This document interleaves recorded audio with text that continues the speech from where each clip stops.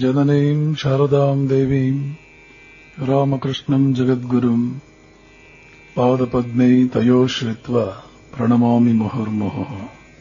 ನಮಃ ಶ್ರೀ ಯತಿರಾಜಾಯ ವಿವೇಕಾನಂದ ಸೂರಯೇ ಸಚ್ಚಿತ್ ಸುಖಸ್ವರೂಪಾಯ ಸ್ವಾಮಿನೇ ತಾಪಹಾರಿಣೆ.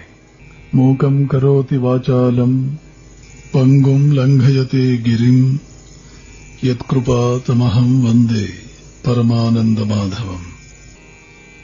ಈ ದಿವ್ಯ ಕಾರ್ಯಕ್ರಮದಲ್ಲಿ ಉಪಸ್ಥಿತರಿರುವ ನನ್ನ ಪ್ರೀತಿಯ ಸೋದರ ಸನ್ಯಾಸಿಗಳಾದ ಸ್ವಾಮಿ ಸುಮೇಧಾನಂದಜಿ, ಸ್ವಾಮಿ ಬುದ್ಧಿಯೋಗಾನಂದಜಿ, ಸ್ವಾಮಿ ನರೇಶಾನಂದಜಿ, ನಗರಸಭೆಯ ಅಧ್ಯಕ್ಷರು, ಈ ಭಾಗದ ಆಶ್ರಮದ ಸದ್ಭಕ್ತರು ಕೂಡ ಆಗಿರುವ ಸೋದರಿ ಚಂದೂಬಾಯಿ ಚವಾಣ್ರವರೇ, ನೆರೆದಿರುವ ಎಲ್ಲ ಪ್ರೀತಿಯ ಆಧ್ಯಾತ್ಮಿಕ ಬಂಧುಗಳೇ, ನಿನ್ನೆಯ ಉಪನ್ಯಾಸದಲ್ಲಿ ನಾವು ಕಂಡ ವಿಷಯ, ಮುಂದೆ ರಾಮಕೃಷ್ಣರು ಎಂದು ವಿಶ್ವವಿಖ್ಯಾತನಾದ ಹುಡುಗ ಗದಾಧರ ಅರ್ಚಕನ ಹುದ್ದೆಗೆ ಕಾಳಿ ದೇವಸ್ಥಾನದಲ್ಲಿ ನಿಯೋಜಿಸಲ್ಪಟ್ಟು ತನ್ನ ಜೀವನ ವೃತ್ತಿಗೆ ಒಂದು ಮಾರ್ಗ ಅಂತ ಸಾಮಾನ್ಯವಾಗಿ ನಾವು ಏನು ಕರೆಯಬಹುದು ಆ ಸ್ಥಾನದಲ್ಲಿ ನೆಲೆ ನಿಂತಿದ್ದಾನೆ. ಜಗತ್ತಿನಲ್ಲಿ ಮಹತ್ತನ್ನು ಸಾಧಿಸುವುದಕ್ಕೆ ಒಂದು ನಿಯಮ ಇದೆ, ಒಂದು ಅವಶ್ಯಕತೆ ಇದೆ. ಯಾರ್ಯಾರು ಈ ಅವಶ್ಯಕತೆಯನ್ನ ಪೂರೈಸುತ್ತಾರೋ ಅವರೆಲ್ಲರೂ ಜಗತ್ತಿನಲ್ಲಿ ಮಹತ್ತನ್ನು ಸಾಧಿಸುತ್ತಾರೆ. ಏನದು? ನಮ್ಮ ಕೈಯಲ್ಲಿರುವ ಕೆಲಸದಲ್ಲಿ ಸಂಪೂರ್ಣವಾಗಿ ಶರೀರ, ಮನಸ್ಸು, ಬುದ್ಧಿ, ಸರ್ವಸ್ವವನ್ನು ಅದರಲ್ಲಿ ತೊಡಗಿಸಿಕೊಳ್ಳುವುದು, ಅದನ್ನು ಬಿಟ್ಟು ಇನ್ಯಾವುದರ ಕಡೆಗೂ ಗಮನ ಕೊಡದಿರುವುದು. ಇದನ್ನೇ ಸಮರ್ಪಣಾ ಭಾವ ಅಂತ ಸಾಮಾನ್ಯವಾಗಿ ಕರೆದರೆ, ನಿಜವಾಗಲೂ ಇದಕ್ಕೆ ಕರೆಯಬೇಕಾದ ರೀತಿ ಅಥವಾ ಇದಕ್ಕಿರ್ತಕ್ಕಂತಹ ಹೆಸರು ಶ್ರದ್ಧೆ ಅಂತ. ಶ್ರದ್ಧೆ ಅಂದ್ರೆ ನಮ್ಮ ಕೈಯಲ್ಲಿರ್ತಕ್ಕಂಥ ಕೆಲಸವನ್ನು ಬಿಟ್ಟು ಜಗತ್ತಿನ ಇನ್ಯಾವುದರ ಕಡೆಗೂ ನಾವು ಗಮನವನ್ನು ಕೊಡಬಾರದು. ವಿದ್ಯಾರ್ಥಿಗಳು ಕೈಯಲ್ಲಿರುವ ಪುಸ್ತಕದ ಕಡೆಗೆ ಎಷ್ಟರ ಮಟ್ಟಿಗೆ ಗಮನ ಕೊಟ್ಟಿರಬೇಕು ಅಂದ್ರೆ 10 ಸಲ ಯಾರಾದರೂ ಕರೆದರೂ ಅವರಿಗೆ ಗೊತ್ತಾಗಿರಬಾರದು. ಯೋಗ ಜೀವನ ಮಾಡುವುದಕ್ಕೆ ಹೊರಟ ಸಾಧಕ ಧ್ಯಾನಕ್ಕೆ ಕುಳಿತರೆ ಗುಡುಗು ಸಿಡಿಲುಗಳು ಹೊರಗಡೆ ಬಂದರೂ ಅವನಿಗೆ ಗೊತ್ತಾಗಿರಬಾರದು. ಒಂದು ಮಾತಿನಲ್ಲಿ ಹೇಳಬೇಕು ಅಂದ್ರೆ, ಮನುಷ್ಯನಾದವನು ಯಾವುದಾದರೂ ಕೆಲಸದಲ್ಲಿ ತನ್ನನ್ನು ತೊಡಗಿಸಿಕೊಂಡ ಅಂದ್ರೆ ಅದೇ ಆಗಿಬಿಡಬೇಕು ಅವನು. ಕಾಳಿಯನ್ನು ಕುರಿತು ಧ್ಯಾನ ಮಾಡ್ತಾ ಇದ್ರೆ ರಾಮಕೃಷ್ಣರು ಸ್ವಯಂ ತಾವೇ ಕಾಳಿ, ಅವರ ಶರೀರದ ರೋಮ ರೋಮವು, ರಕ್ತದ ಕಣಕಣವು, ಒಂದೊಂದು ಜೀವಕೋಶವು, ಮನಸ್ಸಿನ ಒಂದೊಂದು ಲವಲೇಶವು ಸಂಪೂರ್ಣವಾಗಿ ಕಾಳಿಮಯವಾಗ್ತಾ ಇತ್ತು. ಆದ್ದರಿಂದ ಅವರು ಮಹತ್ತನ್ನು ಸಾಧಿಸಿದರು. ಮಹಾತ್ಮರ ಜೀವನಗಳನ್ನು ನಾವು ಯಾಕೆ ಓದಬೇಕು? ನಿಜವಾದ ಶಿಕ್ಷಣ, ಮಹಾತ್ಮರ ಜೀವನಗಳನ್ನು ತಿಳಿಯುವುದೇ ನಿಜವಾದ ಶಿಕ್ಷಣ. ಏಕೆ ಅಂದ್ರೆ ನಾವೇ ಮಹತ್ತನ್ನು ಸಾಧಿಸುವುದೇ ಯಾವುದೇ ಶಿಕ್ಷಣದ ಗುರಿ. ಶಿಕ್ಷಣ ನಮ್ಮನ್ನು ಏನು ಮಾಡಬೇಕು? ಮಹತ್ತನ್ನು ಸಾಧಿಸಿದ ವ್ಯಕ್ತಿಯನ್ನಾಗಿ ಮಾಡಬೇಕು. ಶಿಕ್ಷಣದ ಒಂದು ಗುರಿ, ನಿಜವಾದ ಗುರಿ. ಬೇರೆ ಎಲ್ಲವೂ ಕೂಡ ಅಷ್ಟೇನೂ ಅರ್ಥವಿಲ್ಲದ ಕೆಳಮಟ್ಟದ ಗುರಿಗಳು. ಯಾವುದೇ ತರಬೇತಿಯ ಗುರಿ, ಯಾವುದೇ ಶಿಕ್ಷಣದ ಗುರಿ ಮನುಷ್ಯನಿಗೆ ಅಥವಾ ಮನುಷ್ಯನನ್ನು ಮಹತ್ತನ್ನು ಸಾಧಿಸಿದ ವ್ಯಕ್ತಿಯನ್ನಾಗಿ ಮಾಡಬೇಕು. ಯಾರ ಜೀವನದಲ್ಲಿ ಯಾವುದೇ ಮಹತ್ತು ಇಲ್ಲವೋ ಬಹುಶಃ ಅವನ ಶಿಕ್ಷಣ ಅಪೂರ್ಣ ಅಥವಾ ದೋಷಪೂರ್ಣ. ಎಲ್ಲಿಯಾದರೂ ಮಹತ್ವ ಇದ್ರೆ ಅಲ್ಲಿ ನಿಜವಾಗಿ ಶಿಕ್ಷಣ ಸಿಕ್ಕಿದೆ ಅಂತ ನಾವು ತಿಳಿಬೇಕೇ ಹೊರತು ಎಷ್ಟು ಪದವಿಗಳು ಬಂತು, ಎಷ್ಟು ಮಾರ್ಕ್ಸ್ ಬಂತು, ಯಾವ ಮೆಡಲ್ಗಳು ಬಂತು ಅನ್ನೋದರ ಮೇಲೆ ವ್ಯಕ್ತಿಯ ಶಿಕ್ಷಣವನ್ನು ಅಳೆಯುವುದು ಒಂದು ದುರಂತ, ಅದು ದೋಷ.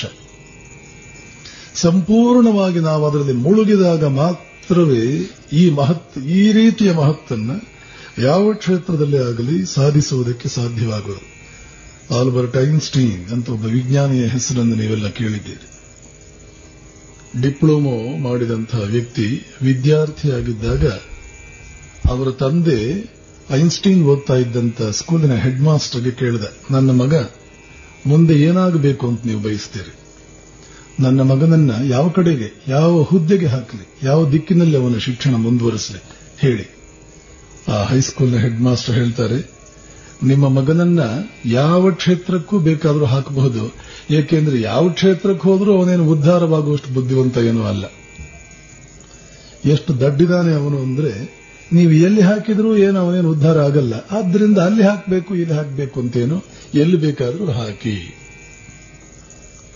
ಹುಡುಗನಾಗಿದ್ದಾಗ ಐನ್ಸ್ಟೀನ್ ಹೀಗಿದ್ದವರು. ಎಷ್ಟೋ ಮಕ್ಕಳಿಗೆ ನಾನು ಹೇಳ್ತಾ ಇರ್ತೇನೆ, ನೋಡಿ, ಜೀವನದಲ್ಲಿ ಮಾರ್ಕ್ಸ್ ತಗೊಳ್ಳುವುದೇ ದೊಡ್ಡದಲ್ಲ. ಯಾವ ಮಾರ್ಕ್ಸ್ ತಗೊಳ್ಳುವ ಸಾಮರ್ಥ್ಯವೂ ಇಲ್ಲದ ವ್ಯಕ್ತಿಗಳು ಮುಂದೆ ಅದ್ಭುತವನ್ನು ಸಾಧಿಸಿದ್ದಾರೆ. ಜೀವನದಲ್ಲಿ ಸಾಧನೆ ಬೇಕು. ಸಾಧನೆ ಇಲ್ಲ ಅಂದ್ರೆ ನಮಗೂ ಕ್ರಿಮಿಕೀಟಗಳಿಗೂ ವ್ಯತ್ಯಾಸವಿಲ್ಲ. ಸಾಧನೆಗೆ ಬೇಕಾದ್ದು ಪೂರ್ಣ ಪ್ರಮಾಣದ ಛಲ, ಪೂರ್ಣ ಪ್ರಮಾಣದ ಪ್ರಯತ್ನ ಮತ್ತು ಯೋಗ್ಯ ವ್ಯಕ್ತಿಯ ಮಾರ್ಗದರ್ಶನ. ಈ ಮೂರರ ಮಹತ್ವವನ್ನು ನಾವು ಅರಿತುಕೊಂಡು ಆ ಮೂರನ್ನು ಶ್ರೀಮಂತಗೊಳಿಸಿದರೆ ನಮ್ಮ ಜೀವನದಲ್ಲಿ ಛಲದ ಶ್ರೀಮಂತಿಕೆ ಇದೆ, ಪ್ರಯತ್ನದ ಶ್ರೀಮಂತಿಕೆ ಇದೆ, ಮಾರ್ಗದರ್ಶನದ ಶ್ರೀಮಂತಿಕೆ ಇದೆ ಅಂದ್ರೆ ಏನನ್ನು ಬೇಕಾದ್ರೂ ಸಾಧಿಸ್ತೀರಿ. ಅದರ ಕಡೆಗೆ ಗಮನ ಕೊಡಿ. ಪರೀಕ್ಷೆ, ಮಾರ್ಕ್ಸ್ ಇವೆಲ್ಲ ಕೂಡ ಇರಲಿ, ಆದರೆ ಅದಕ್ಕೋಸ್ಕರ ಕಾಪಿ ಮಾಡುವುದು, ಅನ್ಯಾಯದ ಮಾರ್ಗಗಳನ್ನು ತುಳಿಯುವುದು, ತಲೆಯೆಲ್ಲ ಬಿಸಿ ಮಾಡಿಕೊಳ್ಳುವುದು ಇದು ಸಲ್ಲ. ಐನ್ಸ್ಟೀನರ ಒಂದು ಉದಾಹರಣೆ ನಮ್ಮ ಮುಂದೆ ಇದೆ. ಇನ್ನು 2000 ಸಂಶೋಧನೆ ಮಾಡಿದ ಥಾಮಸ್ ಆಲ್ವಾ ಎಡಿಸನ್ ಸ್ಕೂಲಿಗೆ ಹೋಗಿದ್ದೇ 3 ತಿಂಗಳು. ಒಂದು ದಿನ ಅವನ ಹೆಡ್ ಮಿಸ್ ಅವನ ತಾಯಿಯನ್ನು ಕರೆದು ಹೇಳ್ತಾಳೆ, your Tom is idiot, take him out of our school. ಆದರೆ ತಾಯಂದಿರು, ಅಮೆರಿಕದ ತಾಯಂದಿರು, ಇಂಗ್ಲೆಂಡಿನ ತಾಯಂದಿರು, ಜಪಾನಿನ ತಾಯಂದಿರು, ನಮ್ಮ ತಾಯಂದಿರಂತೆ ಮಕ್ಕಳಿಗೆ ಕೇವಲ ಹೊಟ್ಟೆ ಬಟ್ಟೆ ವ್ಯವಸ್ಥೆ ಮಾಡಿ ಸುಮ್ಮನೆ ಕೊಡುವವರಲ್ಲ. ನನ್ನ ಮಗುವಿಗೆ ಯಾವುದರಲ್ಲಿ ಆಸಕ್ತಿ ಇದೆ, ಬುದ್ಧಿ ಒಂದು ಯಾವ ದಿಕ್ಕಿನಲ್ಲಿ ಹೋಗ್ತಾ ಇದೆ ಅಂತ ಗಮನ ಕೊಟ್ಟು ನೋಡುವವರು. ಹಾಗೆ ನೋಡಿದ್ಲು ಎಡಿಸನ್ನ ತಾಯಿ.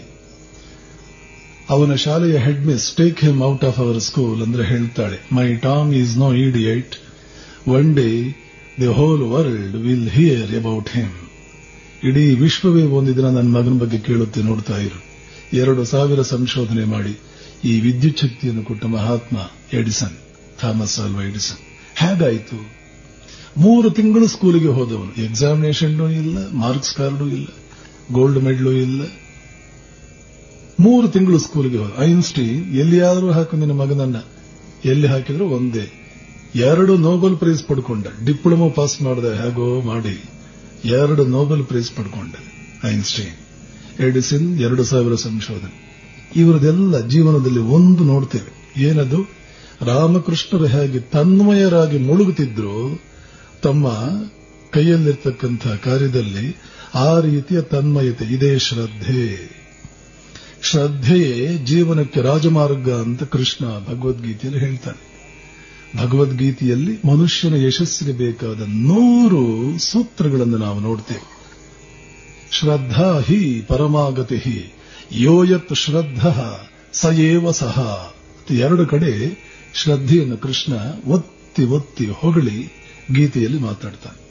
ಶ್ರದ್ಧಾ ಹಿ ಪರಮಾಗತಿ ಹಿ, ಶ್ರದ್ಧೆಯೇ ಮಾರ್ಗ. ಮಹತ್ತನ್ನು ಸಾಧಿಸುವುದಕ್ಕೆ ಶ್ರದ್ಧೆಯೇ ಮಾರ್ಗ. ಯೋಯತ್ ಶ್ರದ್ಧಾ ಸಯೇವ ಸಹ. ಯಾರ್ಯಾರಿಗೆ ಎಷ್ಟೆಷ್ಟು ಶ್ರದ್ಧೆ ಇದೆಯೋ ಅವರು ಜೀವನದಲ್ಲಿ ಅದದೇ ಮಟ್ಟವನ್ನು ತಲುಪ್ತಾರೆ. ನಿಮ್ಮ ಶ್ರದ್ಧೆ ಎಷ್ಟು ತೀವ್ರವಾಗಿದೆಯೋ ನಿಮ್ಮದು ಅಷ್ಟರ ಮಟ್ಟಿಗಿನ ಮಟ್ಟ ಮಾತ್ರ. ಶ್ರದ್ಧೆ ಅಂದ್ರೆ ಏನು? ಕೈಗೆ ತೆಗೆದುಕೊಂಡ ಕೆಲಸದಲ್ಲಿ ಸಂಪೂರ್ಣವಾಗಿ ಮುಳುಗಿ ಆ ಕೆಲಸ ಮುಗಿಯುವವರೆಗೂ ಹೊರಗಿನ ಪ್ರಪಂಚದ ಪರಿವೆಯೇ ಇಲ್ಲದಿರುವುದು. ರಾಮಕೃಷ್ಣರು ಅರ್ಚಕನಾಗಿ, ದೇವಿ ಅರ್ಚಕನ ಕೆಲಸ ಏನು? ನಾನು ದೇವಿ ಅಥವಾ ದೇವ ಅವರೊಡನೆ ವ್ಯವಹರಿಸುವವನು ಅರ್ಚಕ. ಅವನೊಡನೆ ವ್ಯವಹರಿಸುವ ಸಾಮರ್ಥ್ಯ ಈಗ ನನಗಿದೆಯಾ? ಆದರೆ ನಾನು ಆ ಸಾಮರ್ಥ್ಯವನ್ನು ಪಡ್ಕೊಳ್ಳಬೇಕಲ್ಲ. ಏಕೆಂದ್ರೆ ನನ್ನ ವೃತ್ತಿಯಿಂದ ಜನ ಅದನ್ನು ನಿರೀಕ್ಷಿಸಬಹುದು. ಅಥವಾ ನಿಜವಾದ ಅರ್ಚಕ ನಾನಾಗಬೇಕು ಅಂತಂದ್ರೆ ಭಗವಂತನೊಡನೆ ವ್ಯವಹರಿಸುವ ಸಾಮರ್ಥ್ಯ ನನಗೆ ಬೇಕಲ್ಲ.